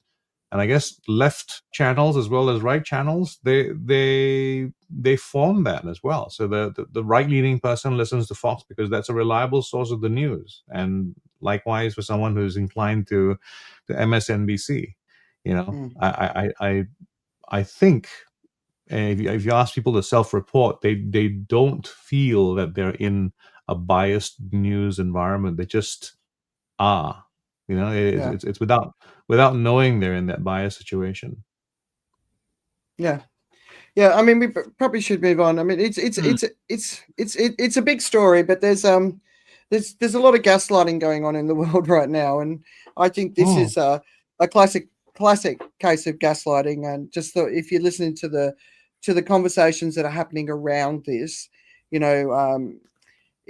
was initially talked about from the stories that was pulled up in this secret memo that was leaked, which that's always questionable, the concept of the leak. But there's a lot more to this, and if you listen to the people who benefit from the BBC coming down versus the people who do not benefit, there's very different conversations taking place. So I just really want to encourage people to listen to the whole story. There's a lot more to it. We are in an information war. We have been in an information war for a very long time. And we need these sort of neutral, sort of central sort of platforms that don't have too much government interference. Otherwise, there's going to be zero trust left of anyone, because nobody trusts anything they hear from anywhere anymore. So that's the problem. All right, so COP30 is obviously happening at the moment. It's too early to have a discussion about it, but Johan Rockström is there. So he's the principal author behind the 9 Planetary Boundaries, the Stockholm Resilience Centre. Basically, the predictions based on all of the agreements from countries is we're on track for 2.5 degrees Celsius of warming, which is catastrophic. There's a science centre there this year, which sounds good. There's obviously one of the big pieces of news this week was the indigenous community in the Amazon forced themselves into the venue with signs saying our land is not for sale. We can't eat money.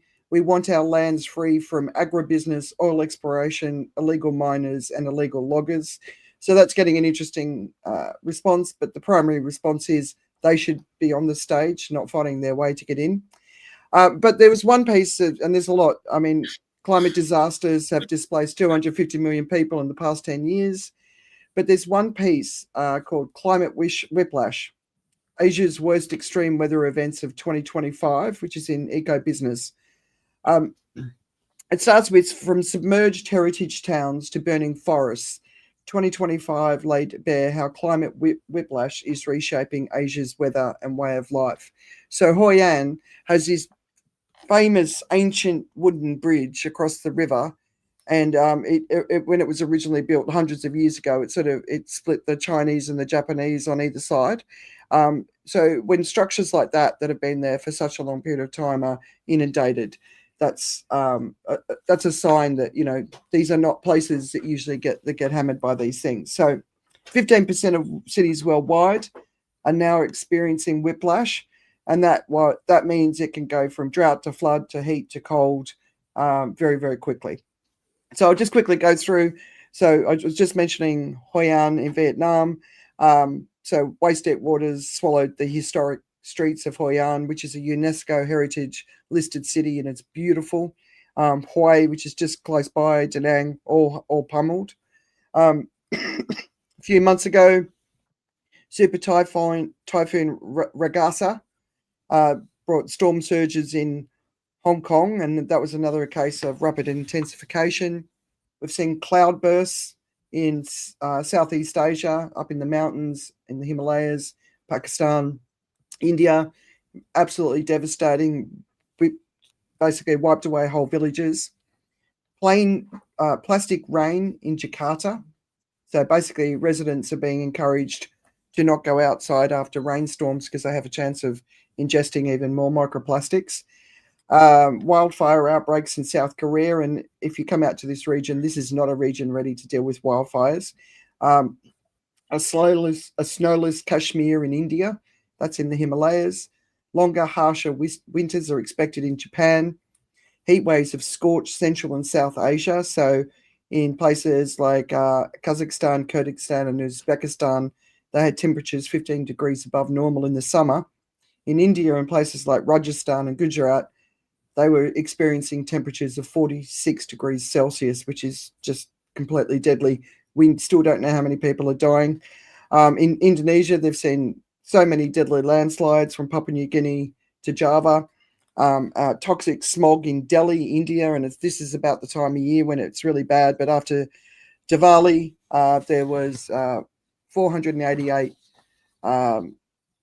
it's PM 2.5, so the particles in the air, which is 56 times the World Health Organization's safe limit. And it's horrible being in Delhi at this time of the year when that smog's out. So that just sort of gives you an idea. That's this year so far. There's lots more. I encourage everyone to watch the Al Jazeera. Is well one of the biggest threats to the world climate, and what climate change will do to America by mid-century, which is in the Atlantic. Two really interesting pieces. Wow, that kind of like, you know, it all sums it up a lot in that way. I mean, I had a conversation with someone this week where we talked a lot about people and what wasn't in situations and everything else, and along the conversation, sort of climate and things came up, and it reminded me of the conversation before about so this person did not, you know, believe that climate change is an issue in that way. Is that, you know, climate's always changed and those sort of things. And what I came out of it from thinking about that actually is that, again, is this essence of dialogue in that way, because there was so much more in common about what we felt actually needed to be done.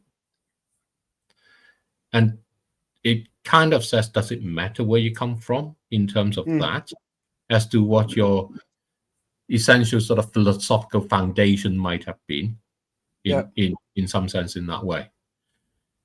And I think we end up spending more time arguing about whether we are right or not, even when we actually accept that we're all heading in the direction that we don't want to. And worse, when we actually agree on what we need to be doing. And that was fine at the time before, in the 1970s or whatever. to have those differences because they imply different paths. Here, those different paths are not available anymore. Like the comment you said about Johan Rockström in that way. You know, we are heading towards a situation where uncertainty is our future. And how we deal with those uncertainties is our calling in that sense. Yeah. So I think my takeaway... You don't think we're already there? Oh, I definitely think we're already there, but I think people don't feel it or don't. You see, the thing about the media and all the rest, whether it's the BBC or Fox News or the Guardian or whatever and so on, is they don't bring out the essence that, you know, Jamaica had 2.5 million visitors in the first half of this year. They're expecting the whole year to have been 5 if that had gone on through. And because of what's happened, for the people who book for next year, now going to have to book somewhere else in terms of their holiday, and the price for those things has just gone up as a result because lots more people rebooking and looking at what they do. So whether you're close to it or otherwise, and if you weren't even thinking of where you're going, but you just want a weekend off for yourself in some ways, you're affected. And it affects you by making your life more expensive. That's it. That's what climate change does. You don't have to actually think about any of the other things. Every one of the things you mentioned implies a higher price for you in one way or another. But nobody really goes on through, but they do talk a lot about what must be done about being able to live with a higher price and having all that inflation and all the rest of it. And at some point, it's going to, you know, I think whether it's realized or not is different. I mean, I was watching a Foyle's War, I think it might have been BBC program. I think it's ITV. Was it ITV? I think Foyle's War, I think, is ITV, yeah. Okay. So British program about a detective during the time of the Second World War. I've now just lost track of what brought me to that.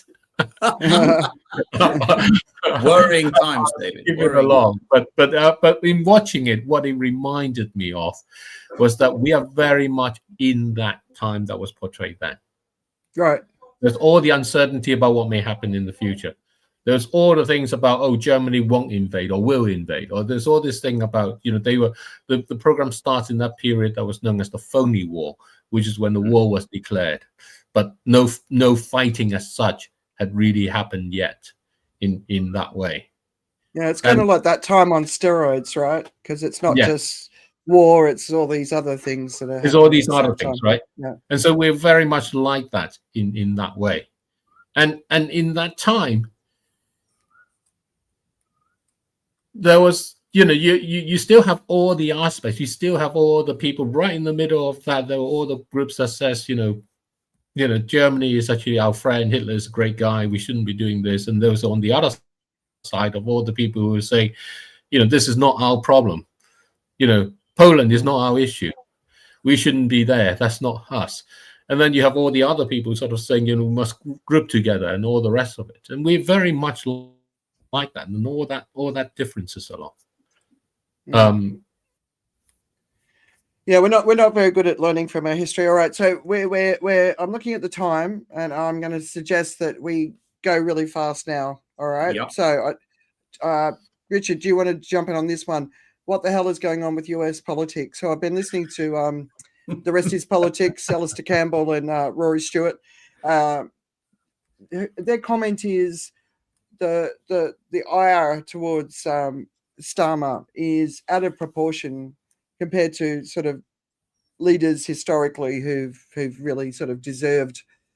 He's like 51 points under or something like that. I think Johnson was 15 points under. So it's like out of proportion. But anyway, who wants to go? What the hell's going on over there? Yeah, I'm happy to kick off. All right. I think it's just a reflection of what David just described. Yeah. We're dealing with unprecedented uncertainties and people don't like it. And it's being reflected in the polls because you don't know what the hell is going to happen here. And I think, you know, if you're looking at Starmer, I think he has played it incredibly badly. you have an unprecedented parliamentary situation where you effectively have complete control of the agenda with that kind of majority, and he has been totally ineffective. I mean, it's incredibly poor leadership. Yeah, is it a lack of charisma? Because his team seem loyal to him. Yeah, but he seems like the Biden thing. He didn't talk about what he was doing. He didn't, they didn't tell the story. Is it that as well? He might not be flamboyant, but I don't think that's a hindrance. I think the guy essentially don't understand politics and how it's supposed to work, and that's a real problem. Right. I don't know if that's true. I mean, I think it's much more basic. The country has a lot of expectations and a lot of wishes and a lot of needs, and it has no money.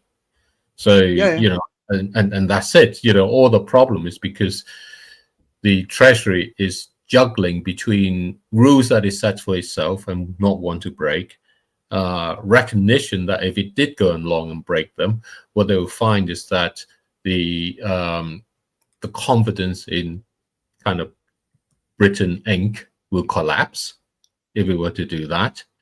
And the fact that its own party members have all been elated at the fact that they're elected with such majority to think that the economic doesn't matter.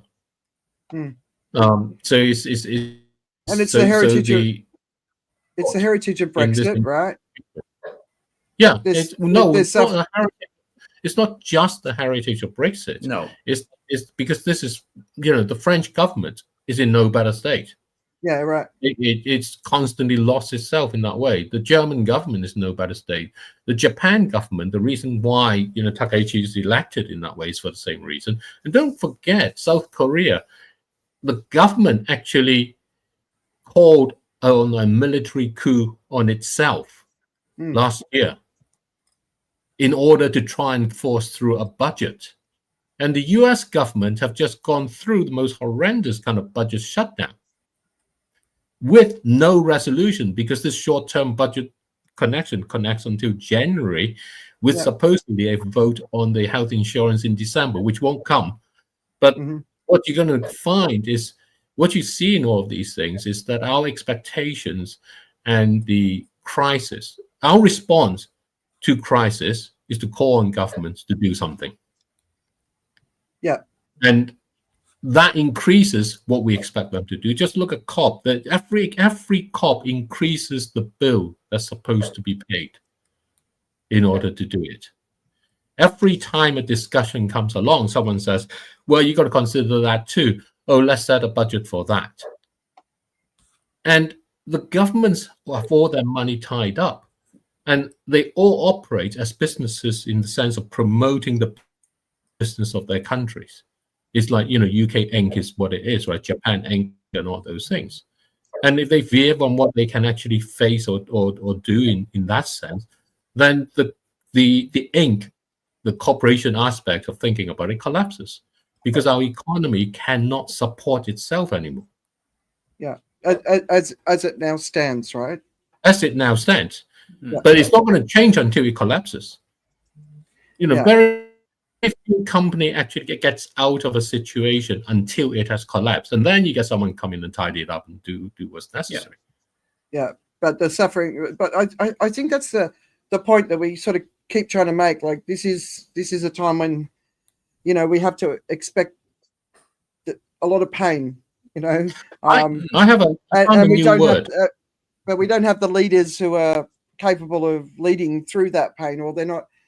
I just want a government to stand up and be honest about the time we are in and what it means, because there's a video circulating at the moment that's saying basically climate crisis is one of the biggest risks of the climate crisis is the rise of fascism, which which I've been talking about for years, right? Of course, and that's the path that we're very much on in many, many ways, which is why we need to protect our information systems.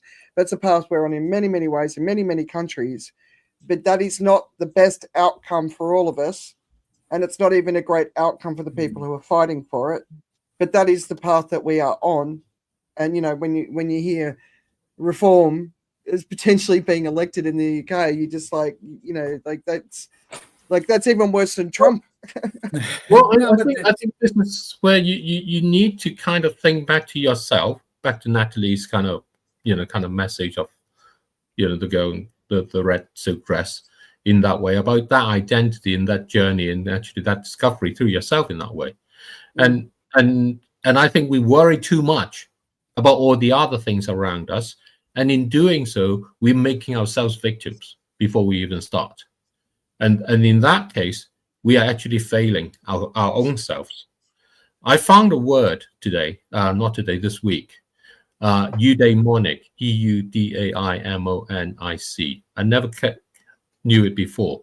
I was looking for a word, and I asked Gemini Pro. And asked Gemini Pro, I want an adjective that describes a complete life in the sense that it is fulfilling. I'm reading it out at the moment where I asked. Spiritually and economically. It does not have to have plenty or imply there is no hardship, but rather the contrary. The scarcity and hardship do not have their conventional meaning because they're integral to the wholeness of life. And I wasn't sure what it'd come up with. I thought, I've never come across a word that recaptures that. And it came up and says eudaimonic. This term comes from the Greek word eudaimonia, which is central concept in Aristotelian ethics. Back to Aristotle. It is often translated as flourishing, living well, or human flourishing. Here's why it fits your description. Beyond happiness, eudaimonia is not about feeling happy or pleased in the moment. It describes a state of being that's achieved by living a life of virtue, purpose, and excellence. Integrates all aspects of life. It inherently includes spiritual and moral fulfillment. While it doesn't ignore material circumstances, it places them in a proper subordinate role. A eudaimonic life is one where economic activity serves the higher purpose of living virtuously rather than being end in itself. Embraces hardship. Crucially, the pursuit of a eudaimonic life is inseparable from overcoming challenges. Virtue is developed and expressed by making the right choices in difficult situations. Therefore, hardship and struggle are not seen as detracting from life's values, but are integral to the process of flourishing. They are the very ground upon which the meaning of life is built. So that was a great word. And that is our opportunity at this point, because there are so many uncertainties, there are so many of these things around. Now is that time for the individual. But this is in the recognition that in the fulfillment of ourselves, we are connected with everything else. We're connected with everyone else. Yeah. Polycrisis connects us all. The fact that if I just want to go for a spa treat on a weekend in the UK, the price for that has gone up because someone had been planning to go to Jamaica and now has rebooked. Yeah. Yeah. All right, Joe, did you have any thoughts before? I was just going to say US shenanigans, all the stuff going on there. Obviously, Epstein, is this enough? Will it bring him down? It could be today, it could be tomorrow, it could be 6 years from now, right? With that, you just never, it doesn't seem to be, it doesn't make any logical sense. Yeah, but I think what's happening in the UK actually is about the story of contrast, right? I think what Starmer was supposed to represent was the contrast to what was supposed to be wrong with everything, and in terms of what it creates is this great sense of anticipation for a much more dynamic change, and Starmer is not a dynamic answer to things. He doesn't embody dynamism, right? He's no Caesar. He's just not that, right? So he's the. It's like you have a series of really bad toys in a shop, and you go like, okay, I'll take the camel, and then you go, well, turns out it's a camel, right? So I think that's really the problem. It's a camel. It's a bit brutal. I thought I was harsh. But I think it's something about personalities, and I think that's sometimes the way things work. Sometimes we're in a world where we do need a bit of flourish, and I guess he's not that. But I think back to thinking about the Epstein files and all that stuff. I mean, there's going to be all the news that's going around about what's happening with the news that's released, and people are going to confuse that with what's from the Epstein files. These news stories about the emails and stuff actually aren't coming from the files. They're actually No. from another source, another new source that are not It's in the the file. Epstein estate. Yeah. So it's Yeah. it's a different source altogether. Will it bring down Trump? I think there's something in there about how if someone spends a lot of time trying to hide something, and the audience begins to get a sense of it, that it's hard to get rid of the smell of it. And I think Yeah.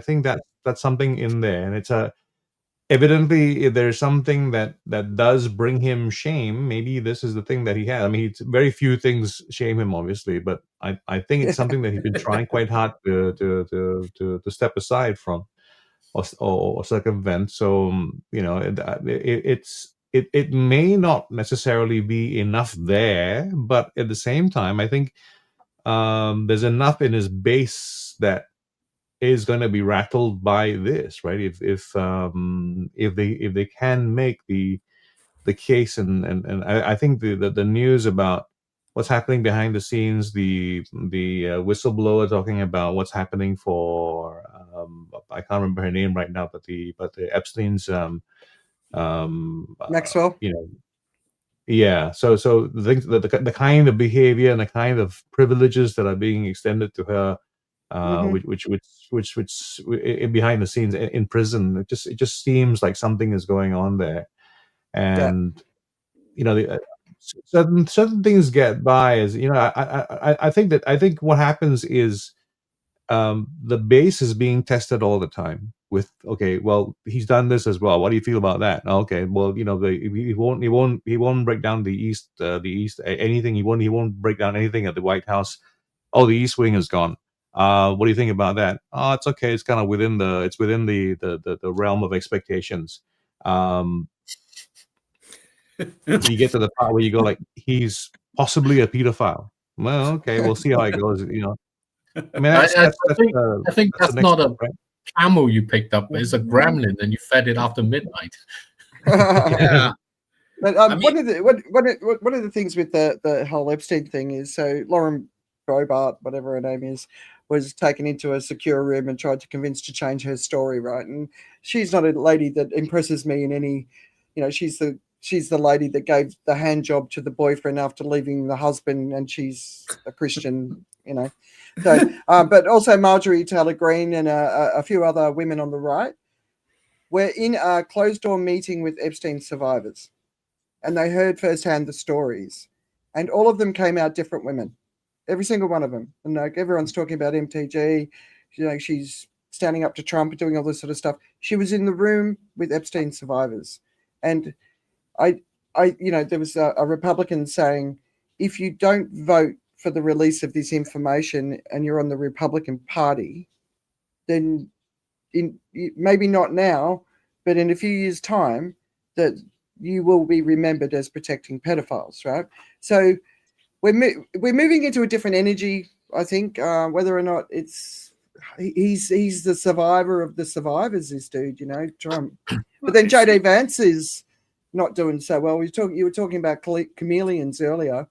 The idea that there will be a chameleon as president is something that I find so fascinating. I think he's the ultimate of chameleons. He has shaped himself for everything that he's ever done. He's changed his name. He's changed his religion. Now he's got an issue because his wife's Hindu and she won't change her religion. So now apparently their marriage is on the rocks. Like, there's so much about him that is wrong. If he steps up after Trump, we don't know. I would never have a chameleon president.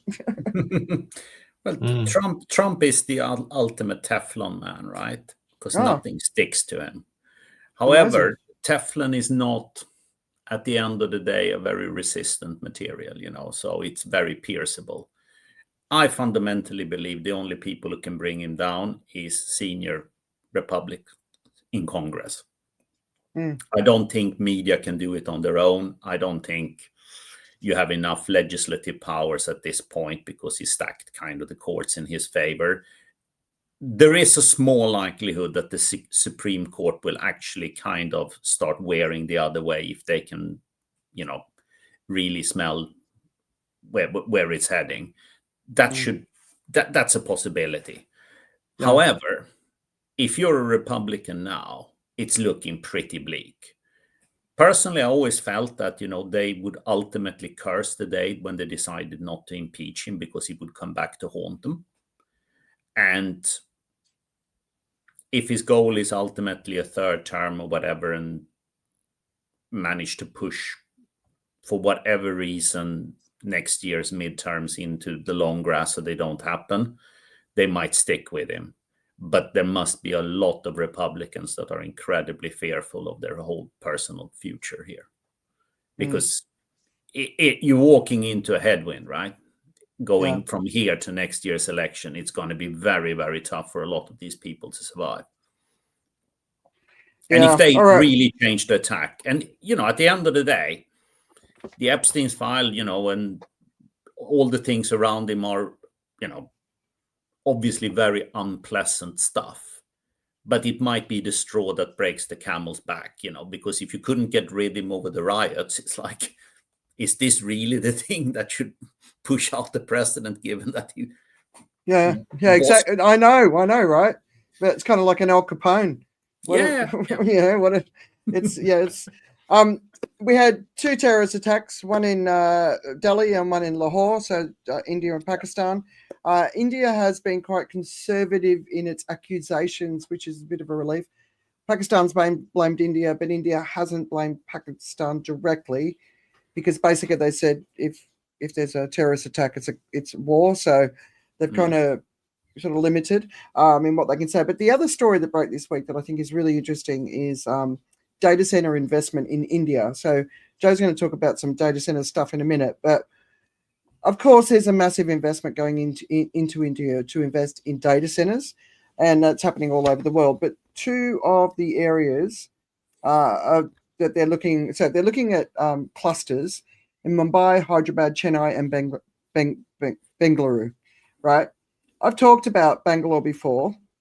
I watched the tech industry come in and basically destroy the environment. They didn't technically do it. The Indian government did it, but they destroyed the environment. They destroyed small scale farmers and built this mega city for technology. Chennai has suffered some of the worst droughts India's seen, and Hyderabad and Mumbai, I'm not really sure of their water situation, because they get a lot of monsoonal water coming through that sort of part of India. But this is one of my great fears about data centers. When they start building them in countries like India or other countries with even less, the governments will take the money. They'll take it because they need to take it, because they've got to help, because nobody's got any money, right? So they're going to take the money, but India's majority of its energy is still run by coal. So these data centers are going to be run by coal, and they're going to take any of the remaining water that's left. And I think it's just a tragedy. Thailand has experienced 1,300 square kilometers in the center of the country that has been absolutely hammered by floods. And during the pandemic, we actually went to one of these areas, and it was under severe drought. So the area that's been under severe drought is now under severe flooding. And Bangkok also saw floods yesterday morning. So they basically tried to protect Bangkok by allowing this region to flood, but the protection didn't work. Joe, a couple of AI stories that I shared with you, but there might be something else you want to talk about. Give us an AI update. Well, I was going through them. Am I on? Yeah. There you go. I was gonna to just go through the material that you had sent me, just talking about the cost that people don't usually think about. Usually we think about the cost of AI. Now we think about the energy and the resources used to actually produce the output. But there is a side of it that is largely not considered. It depends on on where you are. But if you're fully considering the cost of AI, then you also have the cost. You also have to think about the cost of creating the resource, right? So there's the energy you use for actually running all the programs, and I was actually looking at some of the information there as well. It's pretty staggering in terms of what the goals are.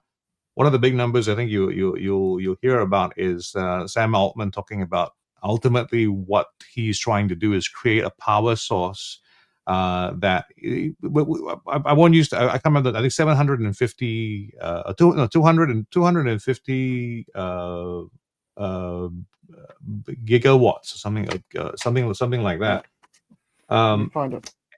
And in terms of how big that is actually basically all the energy that's being used, all the electricity that's being used by India, right? So this is that. Yeah. We're looking Do you want me at to tell power you? sources. So I'll tell you, OpenAI's audacious long-term goal is to build 250 gigawatts of capacity by 2033. If they achieve this goal, it's almost exactly as much electricity as India's 1.5 billion people, and is likely to emit nearly twice as much carbon dioxide as ExxonMobil, the world's largest non-state carbon emitter.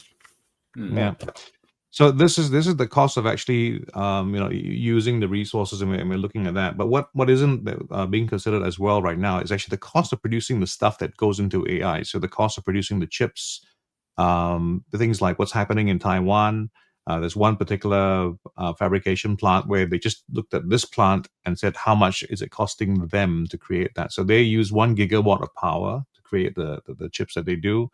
There's an increasing size of chips as well. So with NVIDIA's chip now, it's about the seven times the size of the average Apple chip. What is significant about this as well? It's not just the way chips are designed now. It's about simultaneous computing, right? So it's not just about one thing being put through the whole thing. Many different things are being put in at the same time, and that's the whole idea of the GPU. That creates a lot of, first of all, a lot more heat as well. So the bigger hardware leads to more heat production. So that's that part of it. But if we step one step further back, we're talking about the process of creating those chips, the process of cooling those plants, the kind of water that's being consumed as well. I mean, I was quite surprised to find out that in Taiwan they had 3 years where the farmers weren't able to plant. They weren't able to get enough water because the water was being used for chips, for chip production, for semiconductors. And that's quite Crazy, stark. right? It's quite stark when you think about it from a safety perspective. But it was just the sheer amount of it, the sheer amount of power that's being used, the actual cost in terms of just the resources around it, and the chemicals that are being released as well. So they talked about PFAS, which you hear so much about. And there's even talk about the greenhouse gases, right? So we hear so much about carbon dioxide and how terrible it is. There's a gas they use. I can't remember the name of it, but basically the sulfur hexafluoride, which escapes the factories and settles in the atmosphere and has a heating effect 23,500 times that of CO2. Yes. And it lasts forever. So it's not only just that. I mean, it actually lasts. Methane is considered a big thing, but it decays over 10 years, right? Over 10 years. Breaks down into CO2. This stuff stays. But the point of all this that I think is really worth pointing out is that because it does all these things and needs all this energy and everything, you need a lot of money for it. So what happens is that in each round of valuation, you have to get the money in to pay for that. And that actually elevates the price of all these companies and all the rest of it, because you're putting money in there. And so it raises the price. And so more people just follow that price. So what happens as a result of all of these things is it makes these companies from an investment perspective more attractive, because you need more money to produce it. And therefore, it is going to produce more money. Now, you can say, obviously, it's not going to work, but that's not the investment trend. That's not the investment thinking. There, it just follows the price, follows what happens to that goes on there. And you get rounds and rounds of that until someone goes along and says, is this an emperor with no new clothes? And actually, or no clothes at all. And at that point, something happens. But we are far from that point. We are far from that point. It's coming along in slow ways. I'm not sure we're far away from that point. Yeah. I wanted to ask Joe there yet, but there are definitely some cracks opening up, right? and the thinking around this, because people just extrapolate the absolute power demand, the absolute water demand, and say it's not going to work. And you are now on a lot of metrics, you are basically attaching a rosier future than we did 25 years ago during the first tech bubble. And it didn't end very well. So I don't think you're there yet, because there is still more juice to squeeze out of the sort of carton, but I don't think we're far away. I think it's increasingly catching up with us. I want to ask Joe. So, they're looking at the carbon capture, right? So to create enough carbon capture technology to draw down the CO2 from the atmosphere, it needs to rapidly become the second largest industry in the world. But from what I'm seeing around the data centers for AI, it looks like they could be equally that big, right?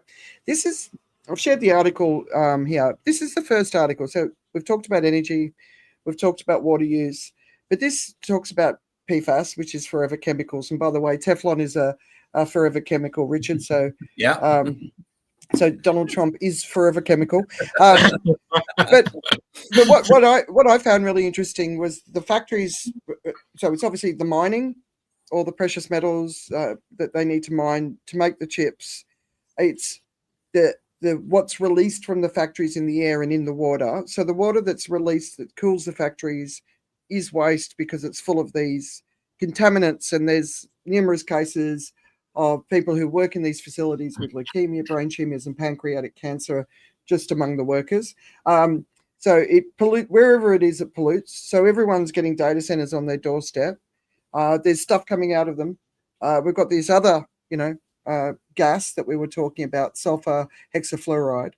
So just from an environmental perspective, from an energy use perspective, we know that India is going to be pumping the coal to get enough energy to pump these data centers. Other countries are going to do the same. It's what the hell are we doing? So I just wanted to ask Joe, like, you're an AI champion. When you read this, what did you think? It makes it harder to have this conversation. I mean, but it's, we're talking about one aspect of it right now, which just looks really terrible. Like if you they always say you don't want to know how sausage is made, right? When it comes to technology and any kind of manufacturing, even solar panels, anything that is even, like we talk about green energy and all the solutions that we're looking for and say, oh, these are all the great things that will save us. The manufacturing process for all those are also terrible. I mean, they may not have the kind of scale and demand that maybe is the same for semiconductors for AI, but they're certainly there as well, right? So this whole discussion about rare earths, I mean, we're talking about it in terms of AI chips and stuff like that, but it is also going to be very, very significant for the development of another technology, which is going to move us forward, which is batteries, right? If we're going to use green energy, we need batteries, and we need that kind of stuff. So that's, in some senses, it's kind of the thing that you go like, well, we gotta if we're gonna try to get out of it, we need to do something, and maybe we can build it could build the thing that's going to get us out of it. And I think this is the big argument that you have with Bill Gates's note from a few weeks ago, right? The progress that's being made, the increase in the level of compute and power and stuff, is going to lead us to a place where we're going to have many diseases defeated, right? There's actually going to be a case where we can start having longevity, where there's going to be a thing where the 80-year-old is now not looking at the end of his life, but he's actually in the midway. He's now maybe midway or more, or even less, something like that. If we solve the aging problem, then we're no longer looking at someone's lifespan being 80 to 90 years. Someone can then and maybe has to plan their life around the possibility that might be 300 years old, right? That changes. So I was just going to say, do you get the irony of that? So one of the first news stories I shared was Antarctica. They think it's begun collapsing, Yep. Living beyond 80 years, Antarctica's collapsing, extreme heat, plastic rain. AI might solve the problem, but in the meantime, like you're absolutely right. Like all manufacturing processes are not good for the environment, but AI is the only technology of the ones that you talked about where the people who founded it are sounding the alarm that it's gonna destroy civilization. Just before the show, I sent you an article which talks about a cyber attack that was generated by AI. What Not I by was getting humans, at, by AI. yeah, what I was getting at ultimately was that with the progress of technology. In that immortality. Sorry, I just want to add a bit about that immortality.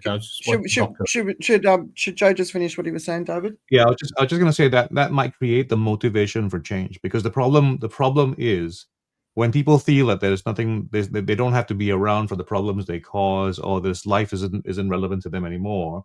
Then you can make those choices that are irresponsible.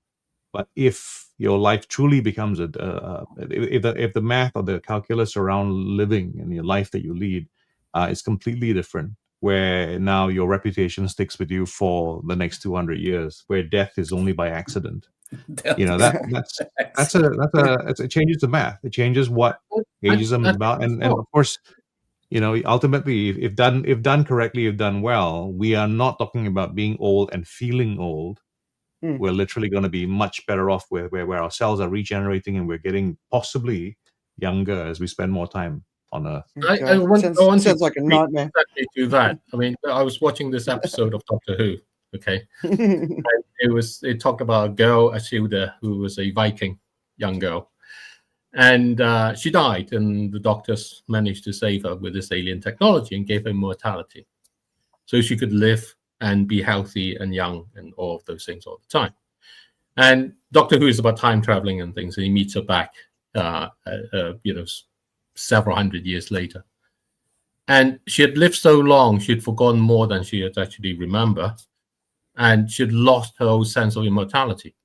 Her whole sense of humanity, because you just see things pass. And you don't care anymore because you see so many things pass. You see all the animals pass and die. You see all the lands and oceans give away. And at some point, they are no longer relevant. And in Borges' novel, Labyrinth, here's a story at the end about people who have become immortal. And they sit around, they don't do anything because there's no need to do anything anymore. Because you're still going to be around, whatever you do. And you completely lose your sense of purpose and humanity. That's the danger. That's the real gift or curse of immortality. We think immortality is great because we are mortal. But if you're granted immortality, that's your curse. You can never die. You will see all things pass, all of creation pass. And still you are that person who has to live through it all. And so what will happen is you lose all meaning, you lose all emotions, you lose all sense of love of anything, because you can no longer cope with it. Right, guys, we're going to wrap up. I couldn't think of anything worse than living to 200, but anyway, if I get to 70, I'll be happy with that. Right, what's keeping you distracted? Who wants to go first? My book came out. I don't know if I can share a screen on it. Is that possible? Can I try? Yeah, of course. Absolutely. Who wants to keep talking while he's... I'm preoccupied by traveling. I thought I'd sorted all the Christmas arrangements out, but they've now been thrown up in the air because of family emergencies. But I'm trying to sort it all out. Right. Okay. And it's nice and cold by the looks of David anyway. All right. David's books is out, Thriving in Nature's Pace.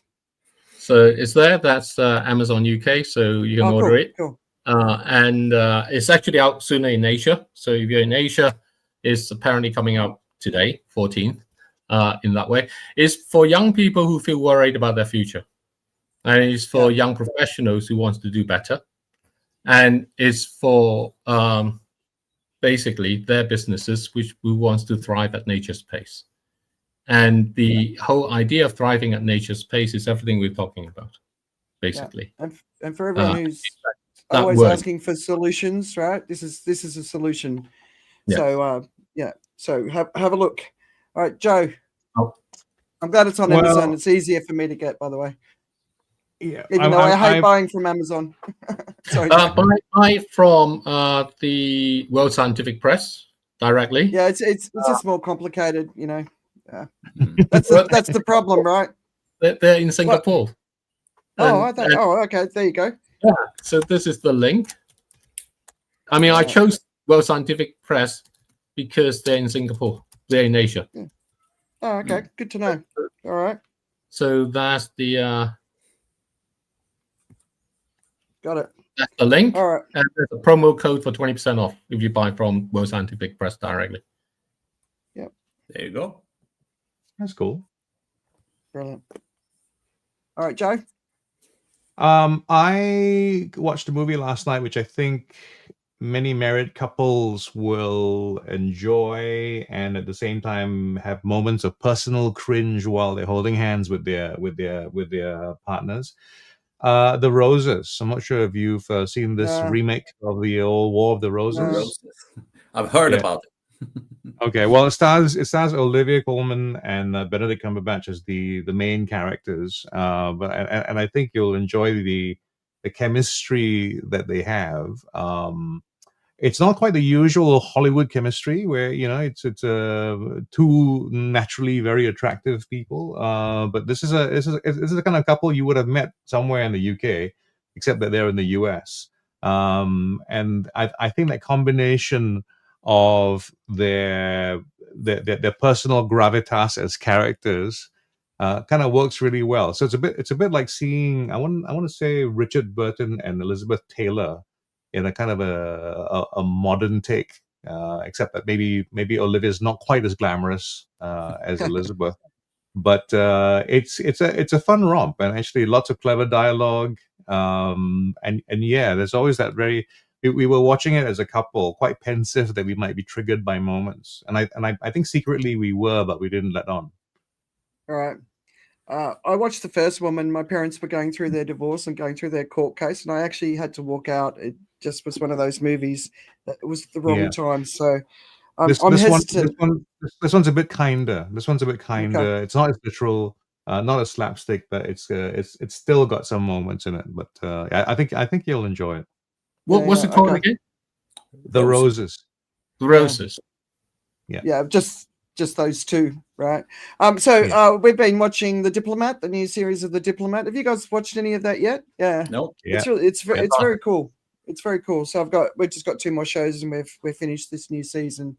Finished Slow Horses for the season. It's like bum. I hate it when that finishes. Oh, it's so good. It's so good. But yeah, The Diplomat's great. The main actress, Kerry, whatever her name is, she's a really good actor, I suppose. But anyway, yeah, so there's the show. Lots going on. As you can see, we don't agree with each other on everything, and that's kind of the point. That's the whole point. We shouldn't agree with each other on everything. But that's the complex world we live in.